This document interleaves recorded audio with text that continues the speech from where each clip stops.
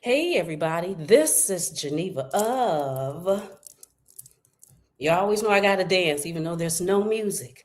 Geneva's Closet Talk Show. Please make sure you like and share this video and subscribe to Geneva's Closet if you haven't already done so, right here on YouTube. And you can follow me on Facebook at what? And everything else at what? At Geneva's Closet. And you can email me at genevascloset22 at gmail.com. Now let's get into the news. How you doing, everybody? Happy Wednesday. I think today's Wednesday. I always get my days mixed up. But you know what song I just had on my mind for some reason? I got the magic stick. Zana mints into once and mints it twice. Remember, 50 Cent did that song with Little Kim. I got the magic stick. Vitamins in the means and most in the night. It got in your magic. You wouldn't even know that they did a song the way he be trolling a magic. I got the magic stick. Cinnamon in the means and Mandine and I. How's everybody doing today? I hope you're doing fabulous. Today we got school. Today is school. Now I know this is supposed to be a docu-series. Docu-series meaning what? It's like a documentary, but not quite a documentary because I'm doing it in 4 parts. Because if I can remember correctly, I could have sworn that 50 Cent did this reckoning, this Diddy thing in 4 parts. So I said, well, then let's do 4 for 4. Let's do 4. You do 4, I do 4. If he did 4.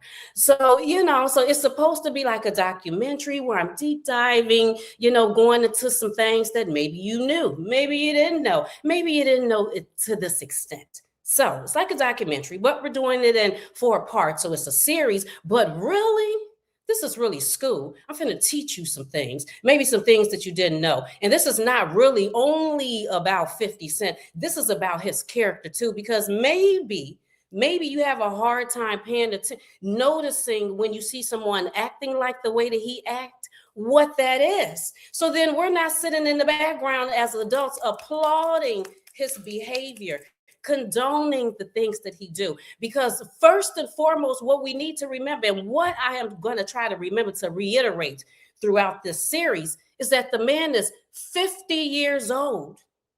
He was born in 75. Curtis James Jackson, the third or second, because I'm not really sure which one, because he's named after his grandfather, his mother's father, not his father. Curtis James Jackson, the second or third, is named after his father. He was born July 6, 1975, in Queens, New York, by his mother, Sabrina Jackson. So the man is 50 years old. So for 50 years old, like you're just too old to be acting this way. Some things they say that you're too old for, and you might not be too old. You too old to be acting silly and having that much. I'm just acting silly. It's nothing. Like, who am I hurting? You're too old to be wearing those clothes. What's wrong with wearing these clothes? I'm not hurting anybody.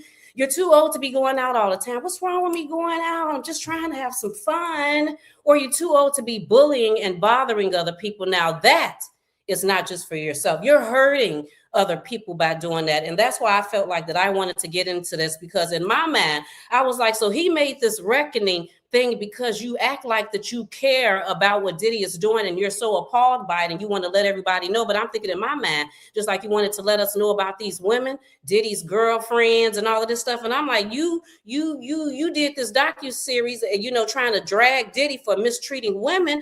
But we about to look at your track record. What did you do, Mr. Curtis James Jackson? Because he's like a little kid. He like a little boy that you damn near got to sit down and have a conversation with. So I did a little research on him and his birthday and stuff. And it says cancers, just in case you didn't know about this, if you're not into astrology and stuff, because I feel like people need to get into astrology just a little bit more so you can understand about the sun, the moon, the stars, and the planets, and what was going on when you were born and how these things may affect you, especially added with how you were raised and the different things that transpired in your life. So it says cancers, like 50 Cent, are ruled by the moon, emotions, the mother, attachment wounds, abandonment, emotional safety. When a cancer, like 50 Cent, has childhood trauma, an unavailable mother, no stable father, violence and survival mentality. It creates a cold shell, hot emotions personality. That means that they feel everything but don't know how to process anything. They cover softness with aggression. Sounds familiar? They seek control, but they experienced chaos. They troll because they're emotionally immature. They bully to hide fear. Did you know that? And they shame others so no one sees their vulnerability.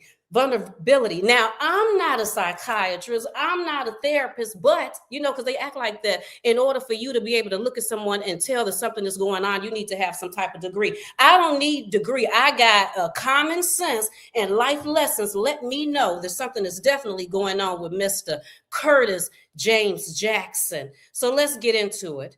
So I found this article from Blue Mag, dated for 2024, and it says, "Who killed 50 Cent's mother? The lingering mystery of Sabrina Jackson's death." Just in case you didn't know, you're going to find out today. It says 50 Cent lost his mother, Sabrina.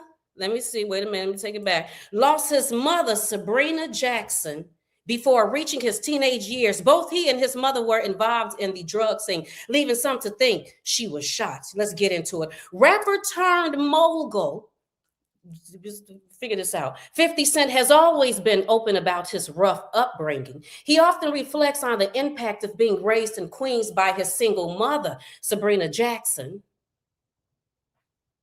Everything cool? Okay. Sabrina was a well-known figure in her neighborhood. She was involved in the drug trade, which eventually led to her tragic death. Despite the danger she faced in her world, Sabrina worked hard to provide for 50, real name Curtis Jackson, doing everything she could to ensure he had a better future. In interviews, 50 often describes his mother as fiercely independent and strong-willed. Her entrepreneurial mindsets, though tied to the drug scene, left a lasting impression on her son. After her passing, Curtis went to live with his grandparents, but the loss of his mother forever altered his path. We can tell. Sabrina's death has captivated hip hop fans for years, with fans questioning what happened to 50's mother. Well, Sabrina Jackson's death in 1983 was because I think she passed away when she was like 23, 24, 25. She was very young, was a suspected homicide. Authorities believe someone drugged her and left her unconscious in her apartment before setting it on fire. Despite these suspicious circumstances, no arrests were made. Wait a minute. The apartment fire. Oh, interesting, with some things that I'm going to read to you later on. Despite these suspicious circumstances, no arrests were made, and her killer remains unidentified. The tragic event left 50 Cent without his mother during his most formative years. It was, if he was 8, 9 years old. 50 has spoken about the tragic details of his mother's death, which left his family shocked. This is what he said. Someone put something in her drink and turned the gas on. After that, every time something went wrong, I'd think if my mother was here, it wouldn't be like that. 50 was only 8 years old at the time, and the death had a major impact on his childhood. It would if he was so young. After Sabrina's murder in 1983, 50 moved in with his grandparents, where he shared a small house with 8 other relatives. Sabrina Jackson was a single parent and played a vital role in 50 Cent's life. This is what he said. "She was my mom and my dad, and she was tough. So I didn't know when it was okay to be emotional and when it wasn't," 50 said. "She would look at me on the floor when he was upset and say, 'Get your ass up. You over there crying for, what you over there crying for, acting like a little girl?'" So this is what his mom would say to him, that, he's acting like a little girl. 50 went on to reveal that his mother was a tough woman who balanced between being nurtured and firm. After Sabrina's death, Sorry, people. I'm doing like 20 things at one time. After Sabrina's death, 50 moved in with his grandparents in South Jamaica, Queens. He soon became drawn to the streets, and by the age of 12, he started dealing drugs. He has openly discussed his path in interviews and his music. 50 has admitted that his formative years were filled with bad choices, including arrests, fights, and involvement in drug dealings. Meanwhile, 50's grandmother was a steady figure in his life. I was aggressive enough to get by on the street, but then I'd go home and be with my grandmother and be my grandmother's baby. I was outside hustling, but I still had to talk my grandmother into letting me walk home from school. So this is what he said about his grandmother. And then I read, this is what he said about his family. So he was pretty young, and he was taught by his grandmother or taught by his mother that he had to be rough, that he had to be stern because of the neighborhood and stuff in which he grew up in, which makes sense. If you grew up in that type of, they say that, then you got to be taught how to be. They say that, but then how does that ultimately help you in the long run? If you're a little boy and you're trying to show your emotions and you're being told to stop crying, you acting like a little girl, then we have to only imagine what that turns into as an adult. You don't know how to process your feelings, boo-boo. And then when you meet other men who may know how to process their feelings, may know how to be a little sensitive when need be, you think it's funny. You call it gay. Have you noticed that everything he say when he started trolling people, for the most part, especially when it has something to do with men, it got something to do with them being gay? He goes straight for the gay guggler, And that's kind of interesting considering the fact that his mother was a lesbian. You think he would know how to process that a little better, or maybe not. If his mother passed away when he was 8, what the hell is there to process? You're 8 years old, Medidas. What is he going to process? Who's going to teach him? Who's going to say? Who's going to explain to him? Did his grandmother to explain to him? Did his grandfather explain to him? Was there someone else to explain? His mother wasn't there to explain to him. And when she was there, she was selling drugs. She was out there on the street. She was lesbian. She was living her life. She wasn't explaining it to him. She said, get your ass up and stop sitting up to acting like a little girl. That's how it was explained to him. So let's get into this. 50 shares, because there is some people in 50 life that he has cared about. Okay? One of them being his grandfather. Let's get into it. 50 Cent shares heartfelt message following the passing of his grandfather. Data for 2024. 50 Cent is mourning the loss of his grandfather, Curtis Jackson Sr. So he must be the second then. Because on Wikipedia, I think it got the third, but I think it's the second. The G-Unit leader took to his Instagram page to announce the tragic news on Wednesday, July 31st. You do know none of this shit really matters. We can't take it. We can't take it with us. I lost my grandfather last night. Now he can go everywhere with me, he wrote. In a follow-up post on Thursday, August 1st, 50 Cent shared a heartfelt tribute alongside photos of the pair over the years. My old man is a tough act to follow. He sacrificed for all of us. He made me smile every time I saw him. The last time he went to the hospital, he was dehydrated, so the nurse couldn't find a vein. I came in. I said, Pop, you all right? He recalled. He said, no, confused face emoji. She stick me again, and I'ma start shooting, LOL. Almost fell out. Southside, we outside. What the F? He wrote. Let me show this, because this is a picture of, wait a minute.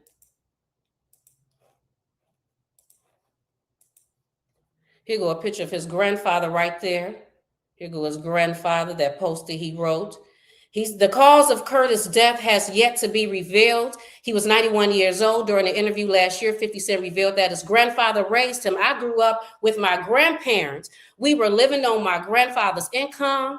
He was real old-fashioned. He is a representation of tradition for me, he said. He would come home and give my grandmother his check. And I never understood that growing up. Later, as an adult, he said, you couldn't see it and you won't understand because you were a baby, but I gave your mama the check to stop her from looking at things I couldn't give her. The Queen's Native continued, if you understand where you're at financially, you make logical decisions versus if you didn't have an understanding because he was handling things, then you could feel deprived. It could feel like there's something else out there that you're not experiencing. So yeah, he talked about his grandfather and the passing of his grandfather. And I read something where he also mentioned how loved, he really loved his grandmother. He really did. So now you have a little, and then this is what I wanted to say. Remember that little zodiac and Zodi thing that I read? Listen to this. Listen to this. Deep mother wound identity confusion. Read this. Read this. At 8 years old, when his mom died, he saw things he didn't understand. His grandfather basically, or his grandmother, because I read something where, let me see, can I find it?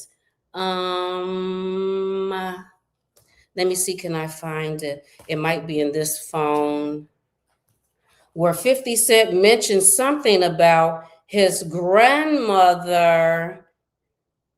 When 50 Cent mentioned something about, this is dated for August 17th, 2012, 10 years after he came out with his first song. And then the gangster, and you never popped none. And then the gangster, the rapper said, my mother was a lesbian. Yeah, she liked women. My whole childhood was like that. He added that it wasn't always clear to him that his mom was gay, but his grandmother helped him understand the nature of her sexuality. He said, it's two different things too, from a female perspective.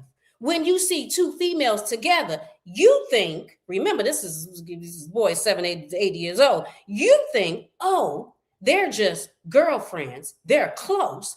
But with my mom, the male was missing. When you're that small, you don't see things that would indicate there are other things going on. But my grandmother would say things like, oh, baby, look. You see that kiss? You see that kiss right there? That was a little different from all the other kisses you saw. Pay attention to that.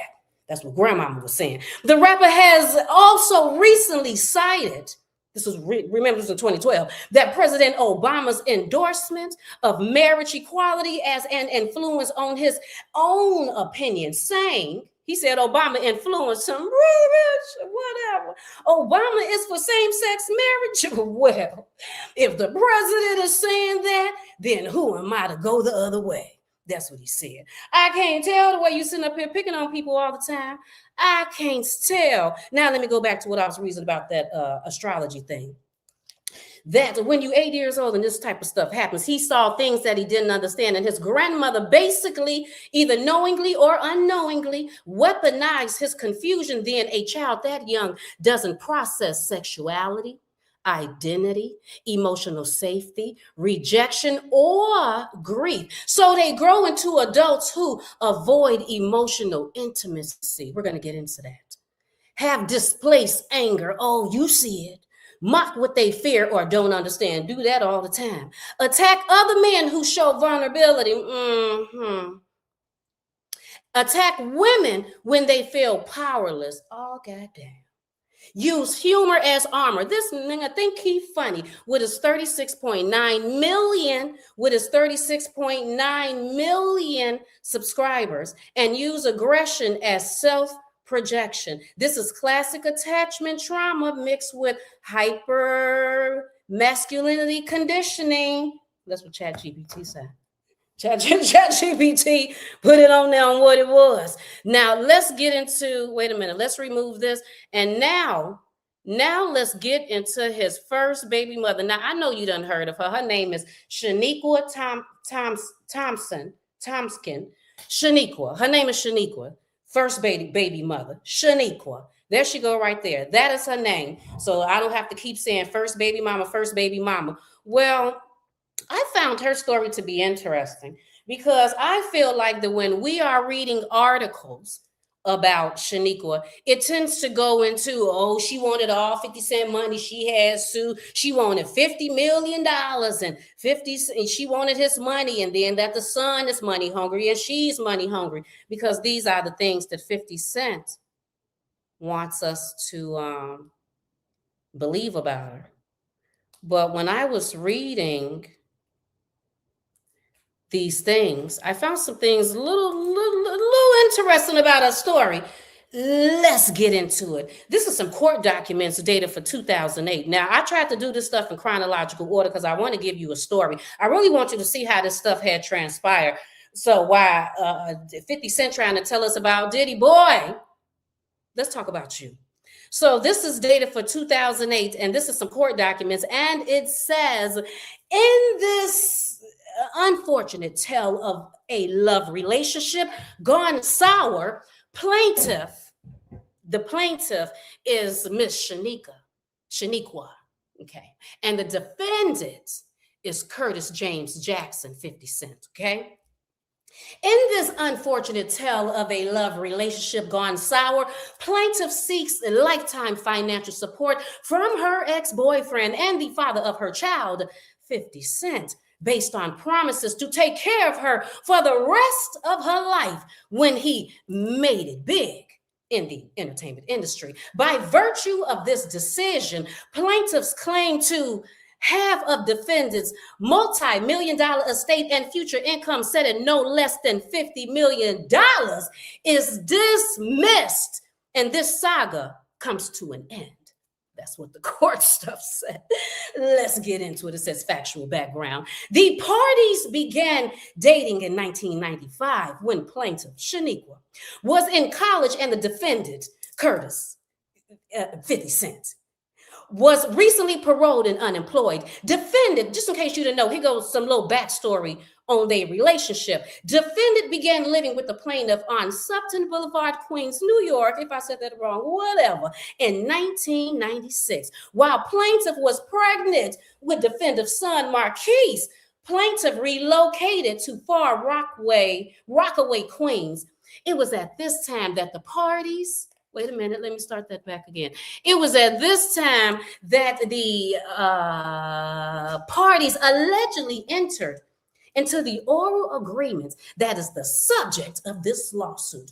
Plaintiff testified at her deposition that in September of 1996, a month before Marquise was born, when the parties were in the bedroom, defendant began saying, 50 Cent, how much he loved me. And he said he always appreciated me sticking by him and supporting him in everything he does and bearing with him. And that just to bear with him physically, financially, and mentally, because when he makes it big, he will take care of me for the rest of my life. And everything he owns will be mine just as well as his. This is what Shaniqua said. She said, just as well as his. This meant when he made it big or received a lucrative recording contract, I would own everything that he owned. According to plaintiff, defendant reiterated that even if we weren't going to be together, we were down for life, that no matter what, whether we're together or not, that he would always take care of me. He said he would never see me fail. Now, do you believe that he said that? Do you believe that 50 Cent said that to her? Now, y'all know about them bedroom conversations. Stop playing with me. Bring it back. Take it out. Stop playing. You know how you be laying up in the bed. But you know, I will always take care of you. I love you. I will always be with you. And when I make it big, I'm going to give you something. I believe he did say that. I don't know. I wasn't there, but I believe her. But let me continue, because maybe I haven't said enough and you need to hear more.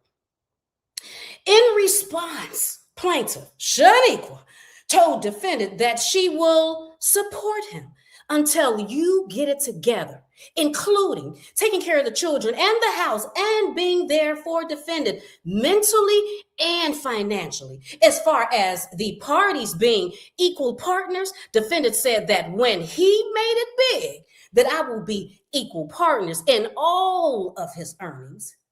We never talked about losses. You know, plaintiff later purchased for the defendant. So Shaniqua is saying that she bought 50 a diamond ring and a watch, which were part of the makeup of being a rapper. In 1997 or 1998, defendant wanted to establish an entertainment company and needed the money to incorporate it. Thus, plaintiff Shaniqua thought about Hollow Point Entertainment and Rotten Apple Records and gave it the money to him. Plaintiff financially supported defendant and their joint venture agreement by providing him money to pay for the studio time, transportation to the studio, digital audio tapes, reels, and tattoos on his body. Okay?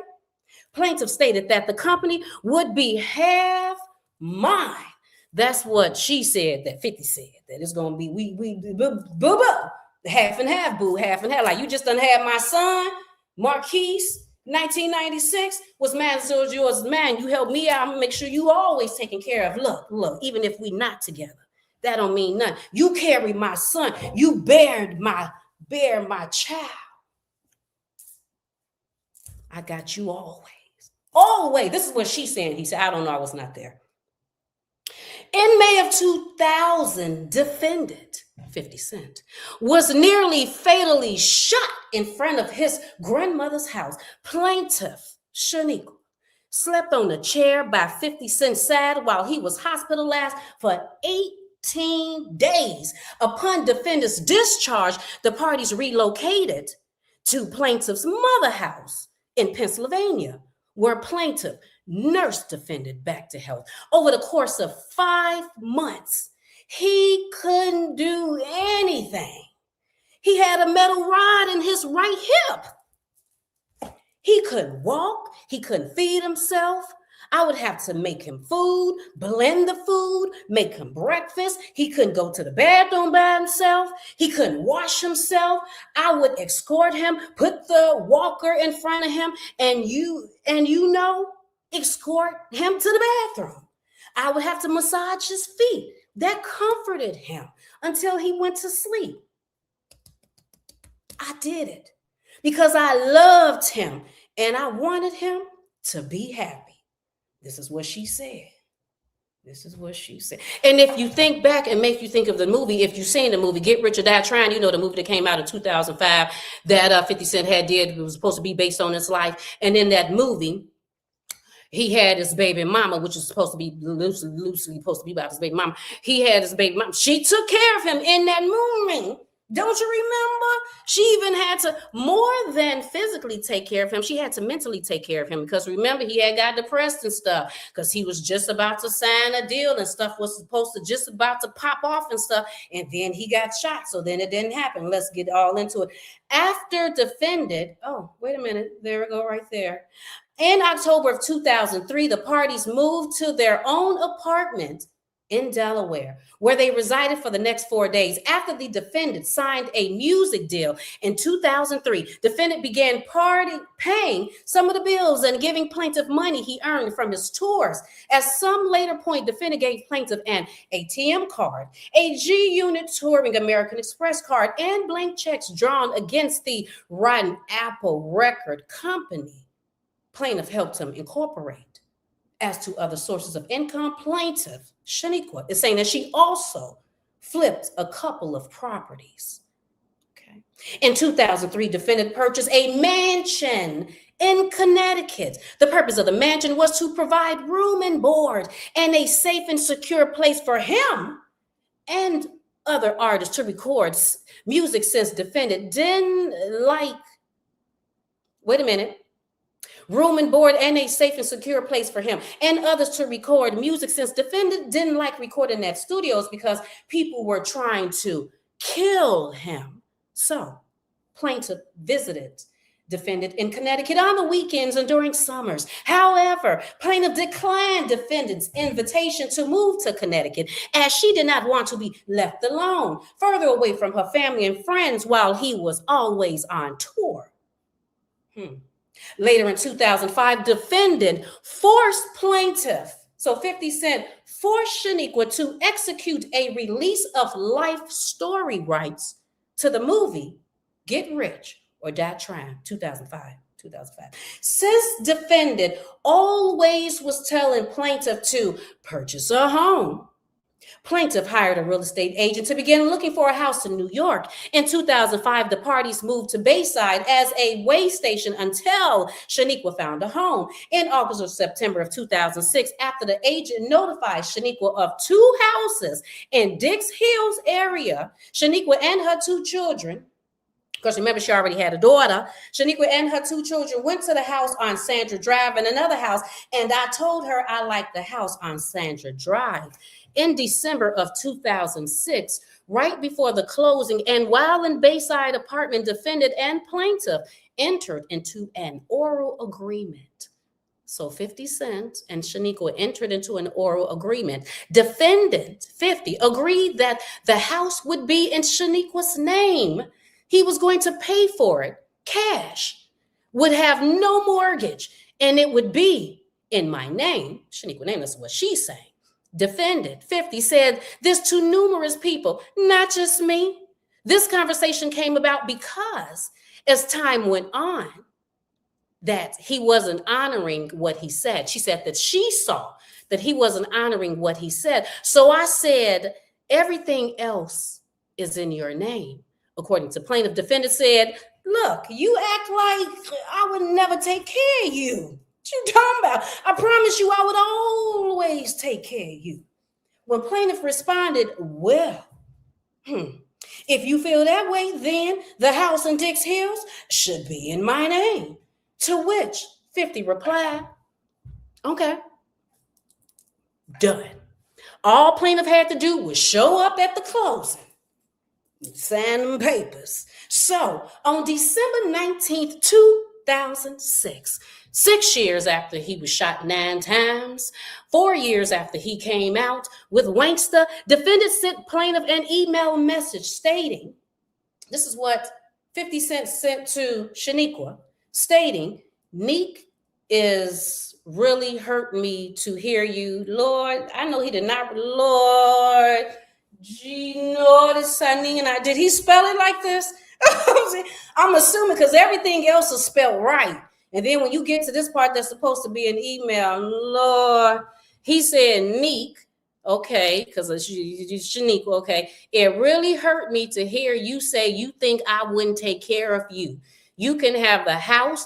I'll have them put it in your name, and I will give you money every month.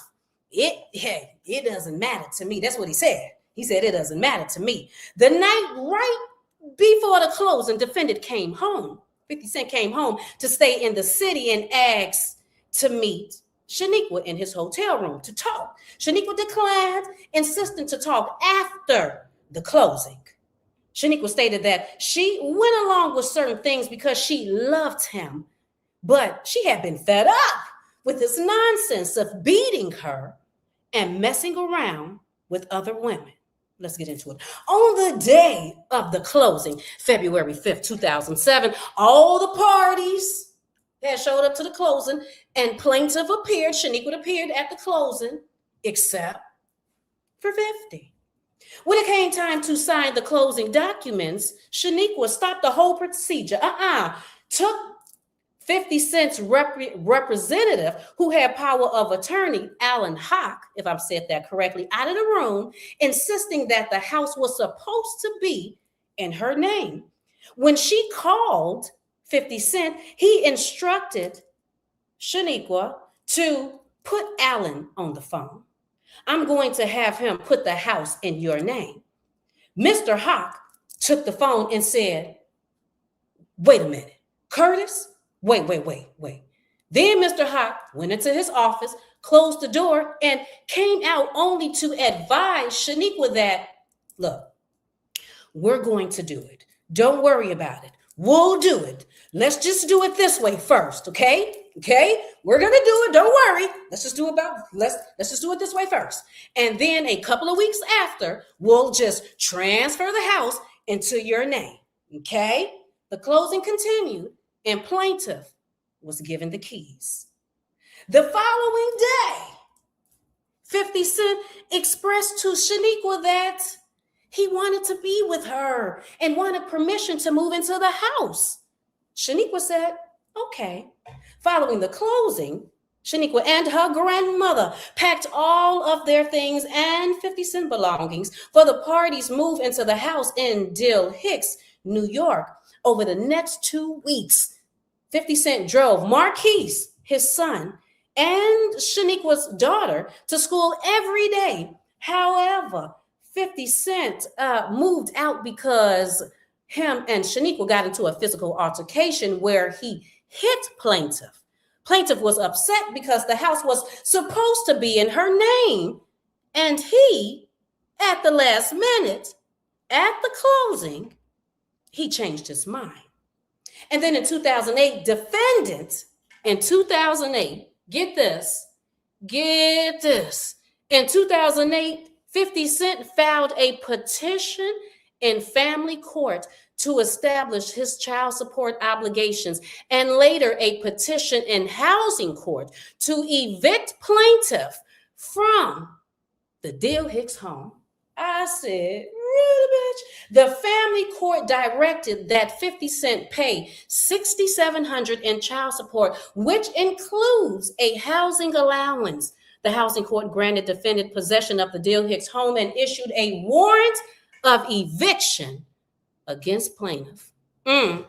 Now, before I finish reading this, because 50 Cent has some very interesting, because what I read was what Shaniqua had to say about it. But 50 Cent got his own statement, his own, he recollects the events going just a tad bit different. He don't remember her taking care of him and doing all of this stuff and her buying all of this stuff and said, I will take care of you. He don't quite remember all of that. But before I get into that, there was this thing that I felt like that y'all should read, because a chain of certain events transpired. Now, remember, I'm reading from some stuff that transpired in 2008. Now we have this.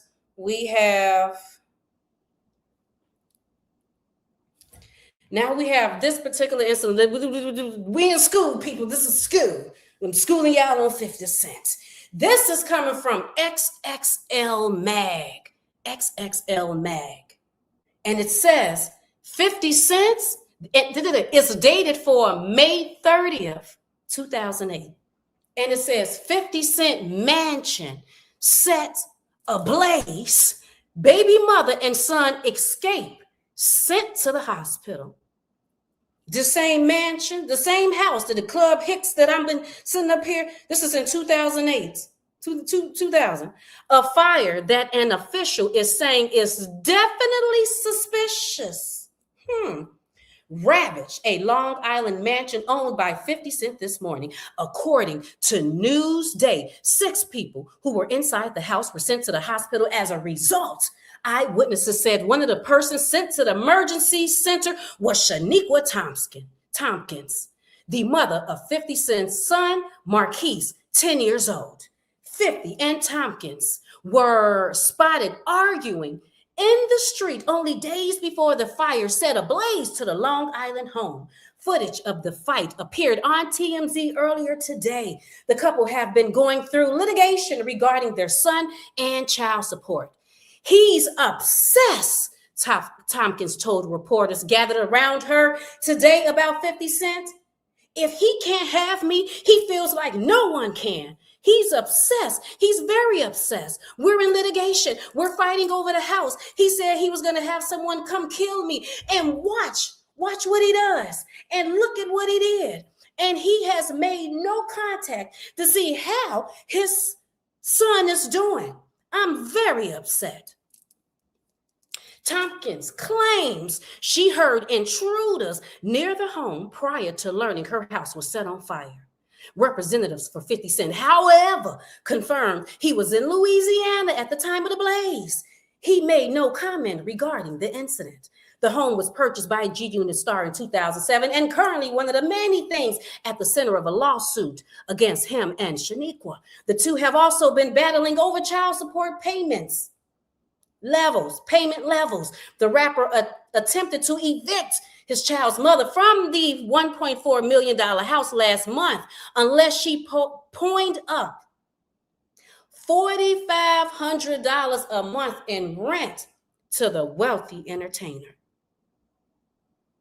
the mother of his son that had been there when he got shot 9 times. All of this, you said you was going to give the house a dinner. Attorneys for both parties commented only briefly or weren't available for comment when contacted by New York newspaper. Police said the fire was reported at 5 a.m. Friday morning. Firefighters responded and the blaze caused officials to close a nearby highway. That's how bad it was. The fire was huge. I mean, huge. A neighbor said, I watched the whole fire from our pool. The house burned down to the ground. Matter of fact, I'm going to have to show you a picture of the house. The rapid movement of the flames raised suspicions among officials with the fire department. I would say there is a strong possibility that it is suspicious, Dix Hills Fire Department Chief Larry Fields said. Okay, now let me show you a picture of the home. Let me show you what the house looked like.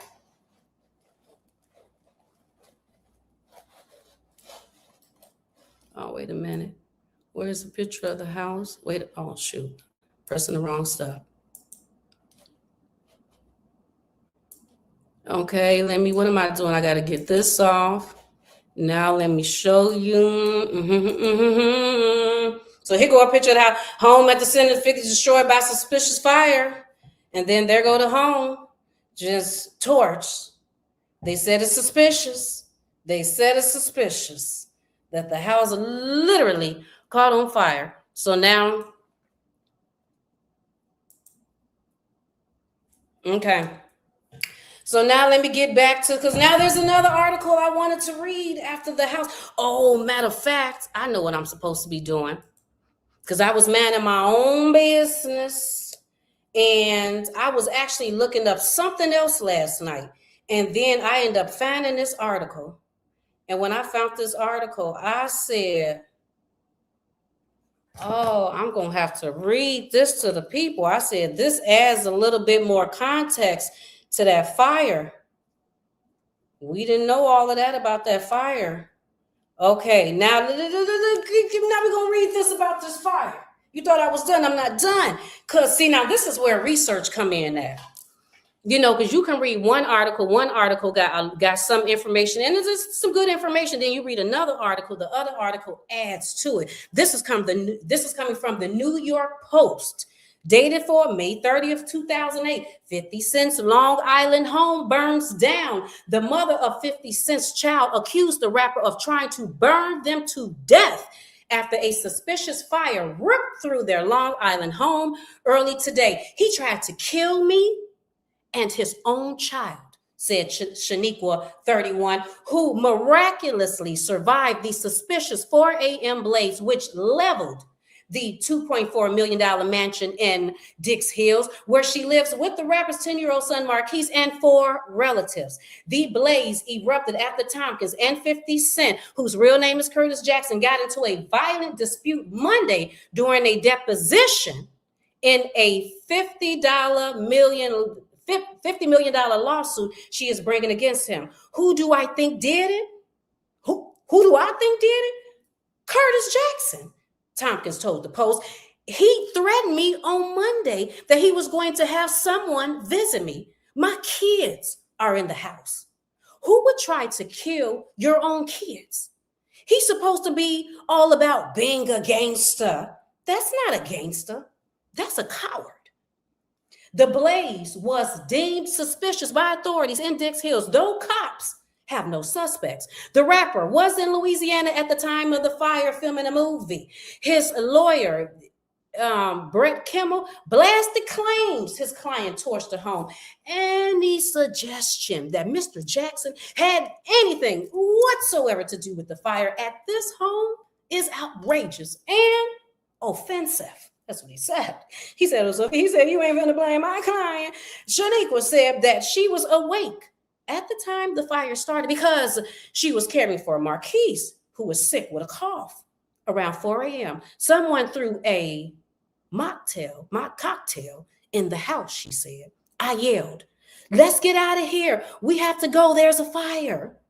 In addition, Shaniqua and her son with 50 cents. Wait, in addition, Shaniqua and her son with 50 Cent, Shaniqua's daughter with another man, her aunt and her sister, and her young cousin were all in the house at the time. They tried to get downstairs, but flames blocked their way. They were forced to climb out of a bedroom window onto a roof that was 1 story off the ground. At the time, off-duty Suffolk, I don't know if it's a county police officer, Douglas Boyce, was passing by. He ran up to the house and helped catch the children, one of whom was holding her pet guinea pig. They were saying, I could have died, Boyce recalled. Among the shaken family, suspicion immediately fell on 50 Cent and his cronies, gang members, his friends, whatever that word is. His son, Marquise, even said, he's a bastard, recalled neighbor Frank Hoyle. All 6 people were taken to Huntington Hospital and treated for smoke inhalation. The fire was definitely suspicious because of the volume of the fire and how fast it spread, said the fire chief. Shaniqua returned to the home this afternoon and rallied against 50 Cent, who she dated for 13 years before breaking up with him a year ago. She claims in her $50 million suit that he promised to give her a portion of the money he earned as a rap star, and that he promised to let her have the home that was burned. A judge decided 2 months ago that the home belongs to 50 Cent and ordered her out by April, but a Manhattan judge gave a stay, allowing Shaniqua and her family to live there until the massive lawsuit was adjudicated. Okay. I was at a deposition into that suit on Monday that tempers flared in the office of Tompkins' lawyer, Paul. So now Shaniqua's attorney is talking about a fight or something that transpired before this fire at some deposition. There was a confrontation in my office during Mr. Jackson's deposition. My office got trashed. It was very heated. He claimed that the violence between friends of the rappers and pals of Shaniqua's began after 50 Cent said she doesn't cook, she doesn't clean, she doesn't do anything. She's just here for oral sex. Ooh-wee, it's disrespectful, ain't he? The rapper's representatives released a statement that said Curtis Jackson expressed deep concern over the fire at his property and being told of the blaze. He is extremely thankful that everyone, including his son Marquise, escaped the burning house safely. He is confident that authorities will be conducting a thorough investigation of the incident and is eager to review their findings, the statement said. Shaniqua scoffed at the statement and said that as of early this afternoon, he had not called to check on his son. He hasn't even called his son, who was completely traumatized after this, to see if he's okay. What kind of man doesn't call his son? I concur. Very interesting that would even go down like that, considering the fact that 50 Cent said that his mother was killed in a fire. Not saying that 50 did this, but the people were saying, look, you think what you want to think. I'm just giving you the information. Like I said, this is class. And then after class, you take the information, you go ponder on it and see what you come up with. I say it sounds suspicious to me. What do I think? I think he did it. Not yet. Wait a minute. Now I'm about to read 50 Cent. I'm about to read, just not yet in the clear over the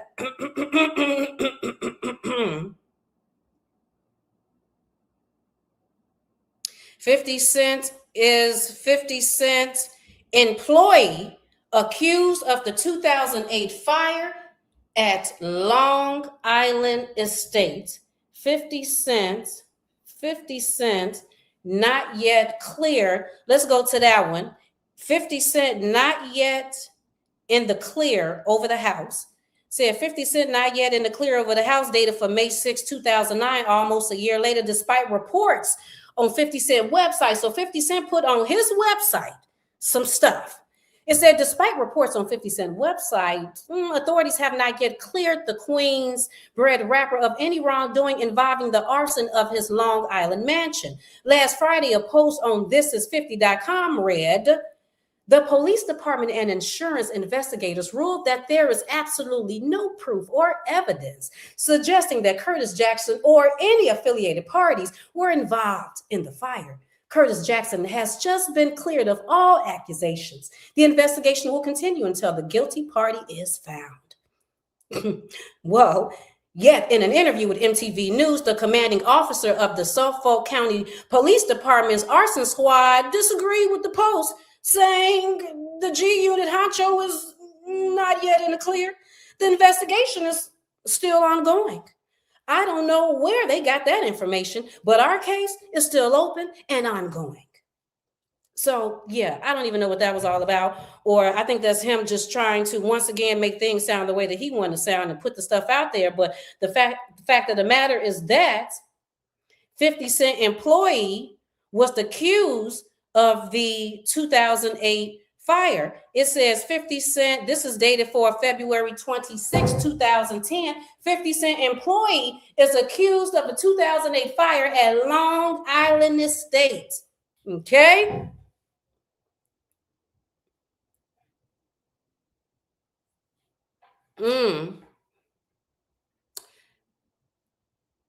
A woman, and we're going to get into this a little bit more later when we get into 50 Cent and his women issues. Shayna Chin, a Connecticut woman, testified in court Thursday, February 25th, against Dwayne McKenzie, an associate of 50 Cent, who she claims assaulted her while she was visiting him at the rap star's Long Island mansion.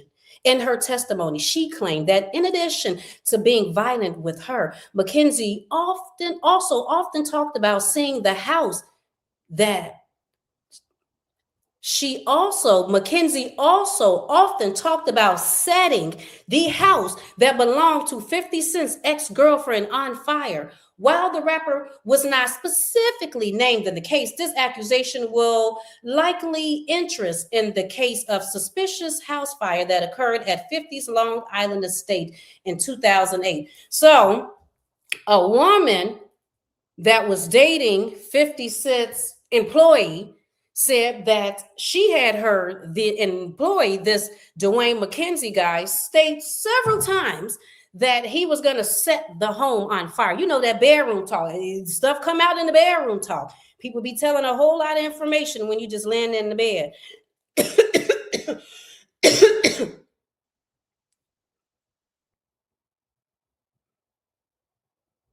We're going to get back to this guy, this Dwayne McKenzie. Yeah, we're going to talk about him later.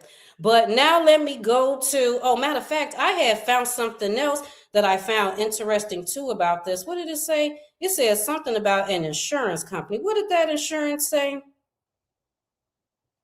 It said the insurance company had said that 50 Cent was trying to, that the judge said, this was in June of 2008. Judge freezes assets after fire at 50 Cent's house. See, here go the thing now. I'm assuming that they said that 50 Cent didn't have anything to do with the burning of this home, but people definitely found this suspicious. And if they said he had none, it was just because, I guess, because they didn't have proof of it, that maybe he didn't have anything to do with it. He didn't do it per se, but it's like a conspiracy thing. Y'all talked about it. A New York judge has ordered rapper 50 Cent to put insurance money from a $2.4 million house that burned down last month in a trust fund. 50 Cent, whose real name is Curtis Jackson, was also ordered not to sell the property. You know, because remember, he put up that little thing on his website talking about, I ain't got nothing to do, and that, was saying. So I'm pretty sure he was trying to hurry up and get rid of the whole thing, sell the property since the house burned down. I just want to be done with it. But the judge said, nope. not today. She said the home has been at the center of a feud between Jackson and Shaniqua, his ex-girlfriend, and the mother of his son. Tompkins, 32, claims the Grammy Award winner Vazelie Wu since the breakup, but the judge said, nope, not today. You can't do it all today. She is a little Fanny. The rapper time is 6,700. Which charges her 45 months. The rapper pays Tompkins 50 Cent, pays Shaniqua $6,700 a month in child support, but charges her $4,500 a month to rent the house. The judge also ordered Shaniqua to pay her outstanding rent for May. 50 Cent's lawyer, Brett, said at the time of the fire, his client was in Louisiana making a movie, but the firefighter said the fire is suspicious and is being investigated. Now, let me go back to that court document, and then it says, therefore, plaintiff commenced the instant action seeking a temporary stay of her eviction, which this court granted, and damages for breach of contract, unjust enrichment, and specific performance during the pendency of the stay. The Dix Hill home was destroyed by a fire deemed suspicious by authorities, rendering the stay moot. I didn't know what that word means.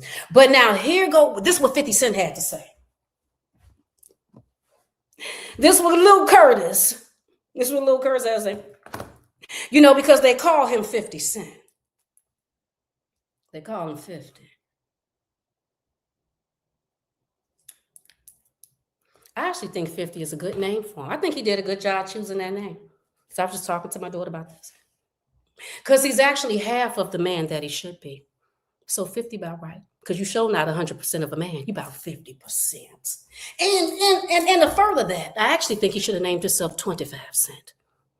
50 Cent, I think, is too much. I think he about 25% man, 75% boy. For real. And we're going to get into it just a little bit more. Defendant now seeks summary judgment, arguing that plaintiff failed to establish of any of her claims in the complaint. Defendant 50 maintains that plaintiff's breach of contract claim, which is actually a claim for palimony, fails because no oral contract ever existed. What is she talking about? Fails because no oral contract ever existed.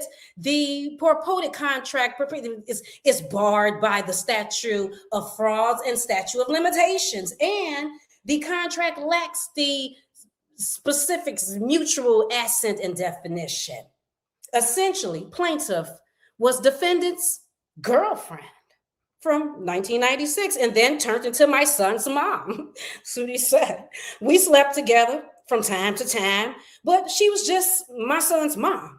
Defendant denies having any conversation with the plaintiff where he agreed to take care of her for the rest of her life or his life, and states that if he so intended, he would have married her. Okay. Defendant admitted at his deposition that he loved the plaintiff at the time that their child was born, but did not consider her his wife or did not discuss marrying her. In any event, plaintiff did not and cannot establish that she performed under the alleged agreement. Defendant points out that he never maintained joint accounts, that they didn't do that, or held jointly titled assets with plaintiff. Defendant did not advise plaintiff that he would give her any money from his record deals, any money he made as a recording artist, and sharing any of his profits or dividing his earnings. What? He said, what? No, he said that while defendant hardly spent any time with the plaintiff and certainly did not maintain a home for the plaintiff to clean, instead, defendant 50 hired a full-time caretaker and professional cleaning crews to maintain his mansion in Connecticut. 50 also denies having lived with Shaniqua in the Bayside apartment. Instead, 50 lived in the Connecticut mansion since 2003 with his assistant. Defendant also denies that plaintiff ever supported him financially and that prior to his success, his expenses were minimal. He said it was just some little stuff. According to 50, all I wanted for her was to, wait a minute, let me say this correctly. According to Curtis, 50 Cent, this is what he said. All I wanted for her was for her to develop a career. I provided the plaintiff with seed money so she could invest in real estate, asking nothing in return. While in Bayside, defendant encouraged plaintiff to obtain gainful employment and negotiated a book deal between his publishing company, G Unit Books, for plaintiff to write a book. G Unit Books agreed to pay plaintiff $40,000 upon signing and $40,000 upon completion. But plaintiff failed to perform her duties under this agreement and never wrote the book. That's what he said. But defendant also denies entering into any joint venture agreement with the plaintiff related to Rotten Apple Records, which he did not form until November of 2001. Defendant also did not discuss hollow point with plaintiff. According to 50 Cent, entertainment attorney, 50, overall business philosophy spurns the involvement of individual equity partners or individual investors in any way. Defendant also denies that plaintiff was responsible for his support even while he was recovering. After he was shot, he had ample, he just had so many resources at the time. Defendant also denies assaulting or coercing plaintiff into signing the release. Remember that release, that get rich or die trying thing in 2005? Well, that ended up coming up to bite in the boot chucks. It bit in the boot chucks a little later on in life. We're going to get into that today. And as far as that home, 50 Cent said, we did not agree to anything concerning that Dix Hill home, but instead made it clear to Shaniqua that while I would, in fact, purchase the Dix Hill home, I would not put the title in her name. Defendant never discussed giving plaintiff the Dix Hill house. Defendant purchased the home in Dix Hills to create a more comfortable space for his son, who had been sharing a bed with his 16-year-old daughter. Oh, I see what you did there. You're trying to make it seem like Shaniqua was a bad mom. So you're trying to be like, what are you talking about? I bought this house for my son. Because you sitting up there got my son sleeping in the bed with a 16-year-old sister. What type of mother are you? I see what you do. I see what you did there. It didn't work for me. But I see how some could read that and be like, oh, she wasn't a good mama. Ooh, look at it. But anyway, with respect to the email, remember that email that I was like, some of that wasn't spelled right. Defendant did not remember sending it and was not sure that he wrote it. Wow. But the reference to the comment that the plaintiff can have the house most likely referred to the Bayside. Defendant stated that if I was saying that at that point, she was staying in Bayside, so I would have been making reference to Bayside apartment. Defendant was pretty sure that he was not referring to any way the Dix Hill house. Although defendant never intended to purchase the Bayside apartment, he was acknowledging that she could have the house that she's actually staying in, which is the place in Bayside, because defendant paid the carrying costs and the cost for all the furniture in there. That's what I was making reference to. He was referring to the Bayside apartment because plaintiff expressed being uncomfortable staying there with her new boyfriend. It's uncomfortable for him. He can't comfortably come to the house. However, defendant later testified that when I make mention to the actual house, either it was me speaking of the house in Bayside or the house in Tucson Drive. Anyway, so that's basically it. He played her, and yeah, she ended up having to pay him $4,500 of the $6,700, and he said that that he don't know what happened to the house. He was devastated. He's very concerned about his son. That's why he bought that house, was for his son, because he didn't want his son sleeping in the bed with a sister that was 16 years old. And that when he had got shot 9 times, he had a lot of people to help him. I don't know what Shanique was talking about. He had just an abundance of his grandmama, his granddaddy, all the gang members. They was over there taking him to the bathroom, feeding them, blending up his food, helping him with his hip, and it was them. It probably wasn't his baby mama, not Shaniqua. She probably wouldn't have been that bad. Even though he kind of referenced that in the movie Get Rich or Die Trying, when he showed that the baby mama was totally there by his side, not only physically trying to get him where he needed to be, but mentally trying to get him to where he needed to be, which ultimately got him back in the studio making his songs.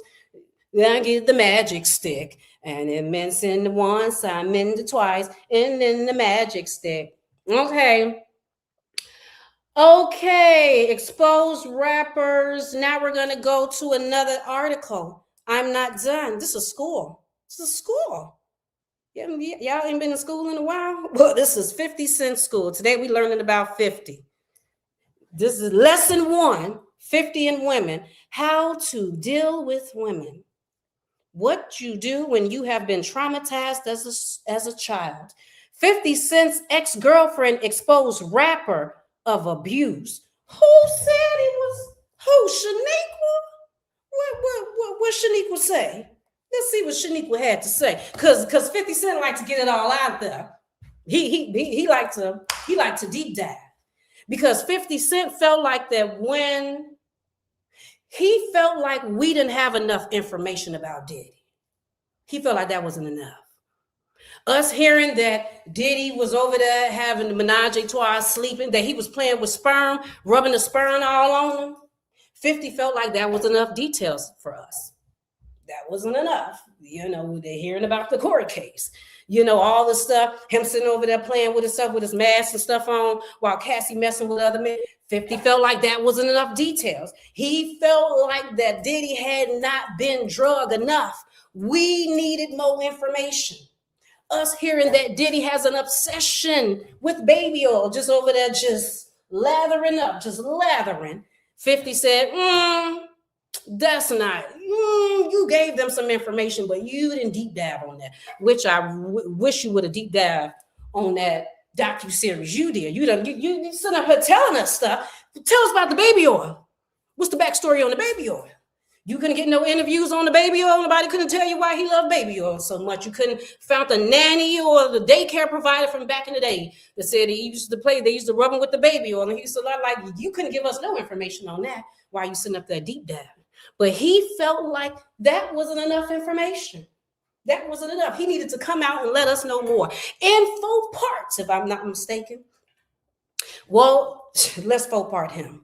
So this comes on May 29th, 2014. 50 Cent's ex-girlfriend Shaniqua blasts rapper makes domestic abuse allegation. Aside from 50 Cent making headlines for whatever he done did, and though the rapper has since stated that he didn't receive an invite to Marquise's prestigious ceremony, because at this time his son is graduating from was it high school or 8th grade or something like that? Anyway, let me get into it. Earlier this week, the mother of the 17, so it'd been high school, 17-year-old Shaniqua stopped by Atlanta radio station V103 to say what she had to say. He is privy to the same information that I am privy to as a parent. You can call the school, because 50 Cent tried to come out. It must have been something about some money. Maybe his son said something about some money, or maybe Shaniqua must have said some. Like you can almost just tell what he does. So he must have came out and said, oh, you so concerned, but you didn't even invite me to my son's graduation, as if he really wanted to go. He know how to get in contact. He know how to go to a graduation if you want. You already know what to do. But so then he must have said that, and then the people ran with it because people just loved it. You better not say nothing about 50. You sure better not. So they ran with it. So now she is saying he is privy to the same information that I am privy to as a parent. What? You can call the school. You can ask, or have your assistant call. I'm not being condescending, but have your assistant call. There were no tickets. It was on the lawn of the school. People that I did invite. They stood on the side to watch the graduation. You could have been there. That's your choice. And being that you say that you pay tuition, which he doesn't, you should have had a first class ticket. He pays child support. He doesn't pay tuition. He promised me that he would. Then he changed his mind. In addition to dismissing the rapper's comments, Shaniqua also went on to reveal the reason why she ended her relationship with him was due to domestic abuse. He, Marquise, my son, saw that I left an abusive situation. And when my daughter saw it, that was my breaking point. I'm a person that doesn't go out much. I'm very much a homebody. So he, 50, started seeing my behavior change a little bit because I did meet someone. I'm usually always with my children. Everyone knows that about me. So when I started going out, he didn't find out about it. I think he just had a clue. He was in Connecticut recording with LL Cool J at the time. And he came home and I wasn't there. So when I got in, he called me first, but I know how he is. So I said, I'm not going to come home until you calm down. And when I got home, he just lost it completely. She continued to recall. And even when my daughter walked in the room, he was still hitting me. And he really lost it. And then he just broke down and cried. But that's what's so scary, because he's hitting me in one moment, angry, but then the next minute he's in my lap crying like a baby.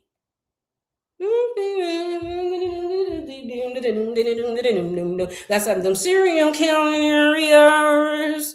The serial. That's what she said. That's what she said. We're gonna see the posts. The post when they say it about 50. That's what she said. What did Shaniqua Thompson say about 50, the son of her elders? This is dated for 2025. Shaniqua Thompson has accused 50 of getting physically violent with her when she was pregnant with her firstborn. Thompson, Shaniqua, who shares son Marquise Jackson with the rapper, recently claimed that the latter beat up. He beat up Daphne Joy. You know Daphne, the one that was messing with Diddy. And 50 Cent was going on getting mad, trolling her, the mother of his second son, Sire Jackson, and also got candid about the domestic violence case going on against him. She said in her Instagram live on Monday night, because he was abusive, he still is abusive, she said when probed about her reasons for leaving 50. Emotionally, physically, he is abusive. One of the main reasons was when he hit me in front of my daughter. She also describes another alleged incident where her son informed her of his father's cheating. And when she asked him about it, 50 Cent beat the mess out of me. Now, why he not telling these stories? Betty Curtis. Why you didn't tell us about that? Why you didn't tell us about that? That he abusive. Oh, okay, he's abusive. That's what Shaniqua said. That's what she said. And I'm reading from soapcentral.com. This is what she said. She also claimed that he then blamed their son for his actions. So he beat the mess out of her, then blamed the son. He said, it's your fault I had to whoop your mother's ass. Because he said, you told her. If you wouldn't have told her, it wouldn't have happened. Wow. Ain't that about a blimp? Earlier this month, a witness going by something blamed in sex trafficking trial. And okay, yep, this is part of it too. What else she say? She said earlier this month, a witness going by Jane Doe testified amid Diddy's ongoing federal sex trafficking trial, where she floated the idea that Joy was not one of Diddy's victims. Said that she was not one of Diddy's victims. Instead, she allegedly slept with him for money. In her Instagram live, Shaniqua echoed these claims. We all know the Diddy trial is going on. And we all know my son's father is not happy with it. But what Daphne is doing is indicative of her character. It's been rumored and known for years that she's been a call girl from Vegas. That's known. And he knew that when he beat her up in California, she alleged. It was a domestic violence case in California. Joy, Daphne Joy, tried to contact me to testify in that case.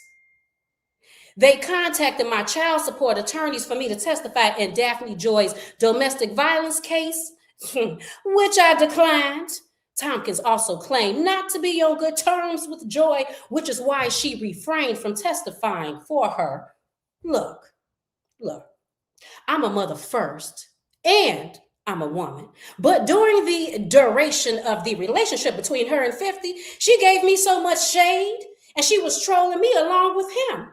Like she thought she was superior, and she thought her and her child were superior to Marquise and I, she said. More recently, on Father's Day, 50 Cent's elder son took to Instagram to share a pointed attack on his 49-year-old dad. He shared a video of himself smoking hookah, and the second slide was an AI-generated image of betting slips with the odds stacked against his dad ever sharing a photo of him. Oh, this is what the poster said. Oh, it's Father's Day, he captioned. Happy Father's Day to all the real ones. I'm watching my bet, and it ain't looking too good, face palm emoji.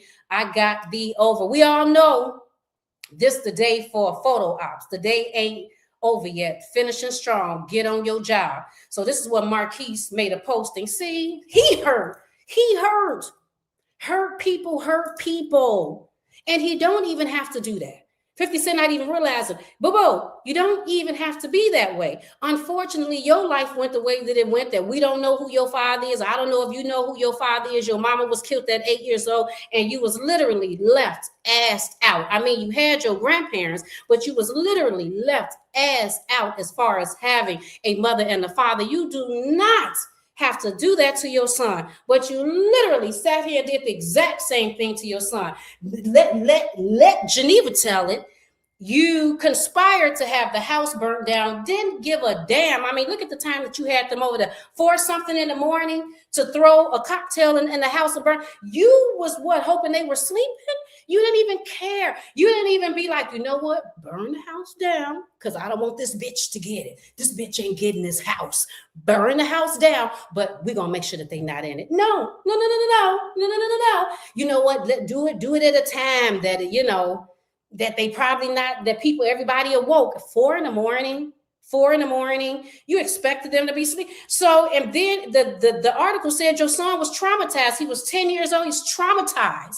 And even after all of that, and there are even other things that has transpired even in the midst of what I'm reading, that I haven't even gotten remotely close to either what I was going to say or things that I don't know about. Even after all of that, your son goes on social media and put a posting in a slick way, because he acts and talks just like his daddy. He's slick with it. He got to try to be jokester with it, but you can actually read through this and tell that the boy is hurt. He wants his father to say something to him. Can you please say Happy Father's Day to the man who tried to burn me down in the house, talk shit about my mama, wanted my mom to pay child support, pay for the house that we live. You done sat here and did all of this stuff. Can you at least send me, told me that it was my fault when you beat my mama. Can you at least send me a child support? A Happy Father's Day? And what 50 Cent say? He said, however, he later edited the post. Oh, later on, he edited the post to say, Happy Father's Day, guys. What did you get? But in other posts, however, he didn't miss his words alongside image spoken to. I bet they are going to blame me when they get picked up for scamming PPP. So this is what 50 Cent wrote. He said, I bet they are going to blame me when they get picked up for scamming PPP loans. They're going to say it was my fault. They were broke. You little punk. Your mama got you and your sister scamming, he wrote.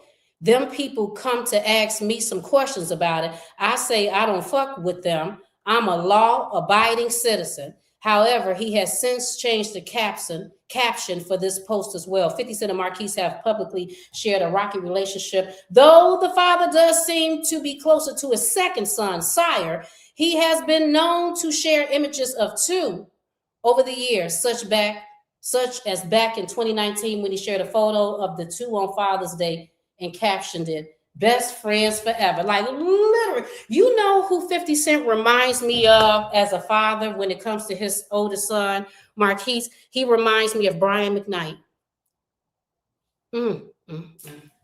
And Brian McKnight damn near getting canceled right now for the way you treated your son. He died of cancer, the way you treat your black sons, and then he got the Asian lady, and he over there, right? And it really don't have anything to do with race. Look, be who you want to be with. Have as many babies as you, but don't forget about any. And don't start acting funny because you mad at the mama because she said, can she have some money? Can you give her the house? Y'all had certain conversations. You don't want to give it to her. Now you mad at the son because the son is speaking some of the words of his mama. Would he not? He in the home with his mama. He's seeing everything that's going on with his mama. Of course, he's going to be regurgitating some of the things that his mom is saying. But in addition to that, you can see that he still would love, mira, Casioto is love to have a relationship with his father. So now where is that at? Is that in this phone? Oh, remember what I had told y'all about the signing the rights thing? Okay, what is that card? Publishing Sue Shaniqua. Sue. That signing the rights thing that Shaniqua did when she signed over her rights for that 2005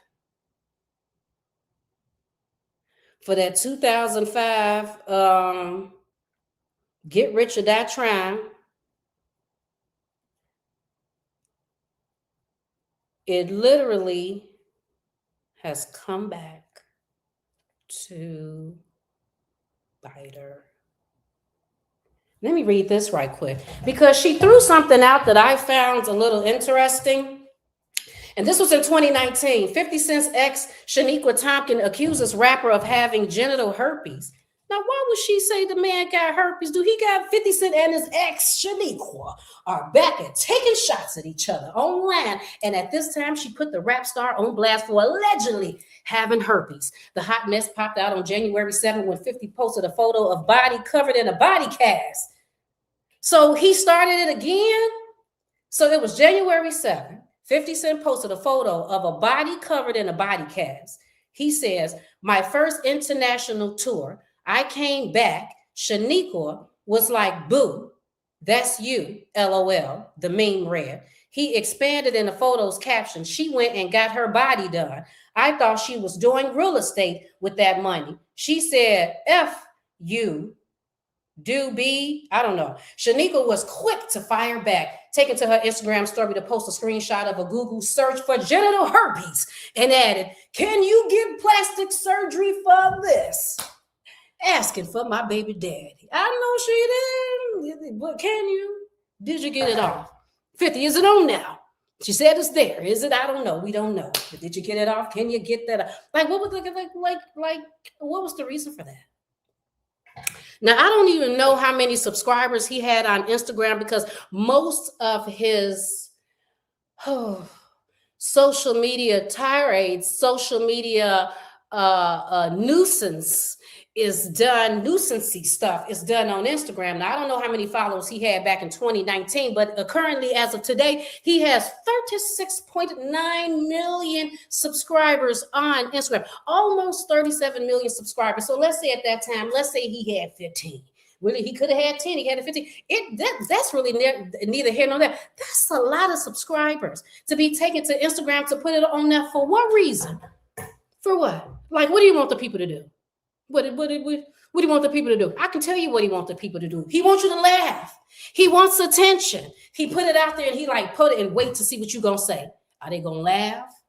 They gonna cheer me on? They gonna say, 50, you so crazy. You sure better not mess with 50. And then he just be waiting. And then they be on there, ha ha ha, 50, you should not be mental, 50, and he sit back in the cut and he be happy. Because what is your purpose of sitting up here posting silly stuff on 2019 2019, that was 6 years ago. So you were 44, being silly at 44, just posting silly stuff on your Instagram page at 44. But guess what? Now 50 is 50. 50 is 50. So anything that he does from this day forward, always remember that the man is in his 50s. This is a grown-ass man in his 50s acting silly. Real soon, he gonna just be fully grayed up, just gray, just posting silly shit on Instagram. And who you trying to get attention from? Us? Who, us damn near your equals? Well, nigga, we damn near 50. I'm not there yet, but almost. So what do you want me to do? Be cackling behind the scene? Oh, look at 50. Instagram trolling, putting up a little meme. At what, nigga? 53, 50, 50, 55? Because my daughters is not going to care. Because they like 20-something. They not going to care. They going to start being like, look at this old man. Just acting stupid. Look at this old man. We got to stop giving him attention. Because he is doing too much. But yeah, anyway, she said you got herpes. So I guess when you see Marquise coming out doing some of the things that he's doing, you can't be too shocked by that.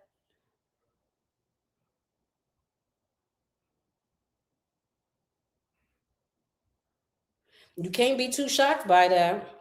Wait, did I read this already? Let me see. What does this say? This says, 50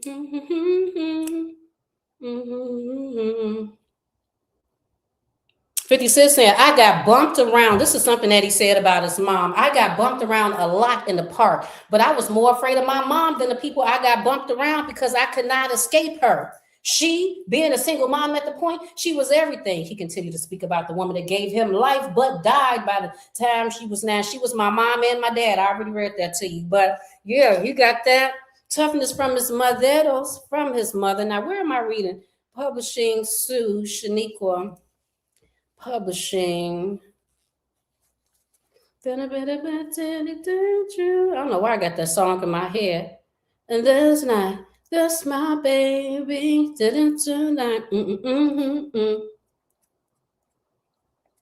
50 Cent suing Shaniqua over the publishing. That's over that. Wait a minute. Let me see. This one. I got a lot of stuff on my phone. Oh, here we go. I skipped right over it. So this was dated for 2025. 50 Cent reacts after his publishing company sues Shaniqua. Now, this is just this year.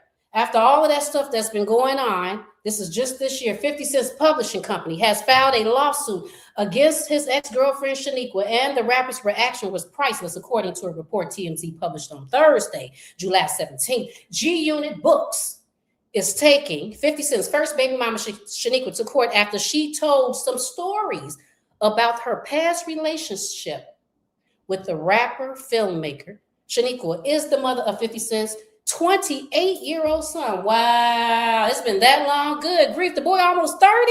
Shit. They were together during the height of his... Okay, right, we already know about that. What happened? It really exclusively sold the right. Fifth's company claims that Tompkins exclusively sold the rights of her life story in 2007. So what that means? She can't talk? She can't talk about her life? What the hell does that mean? What the hell? This sounds like some Mary Harvey, Steve Harvey stuff. So what that means? She can't talk? She can't talk about her life and agrees she would not publicly disclose, exploit, or otherwise commercialize any aspect of her life story or related rights.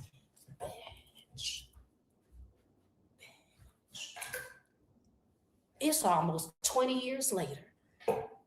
2007, it's almost 2027. So what, she can't talk?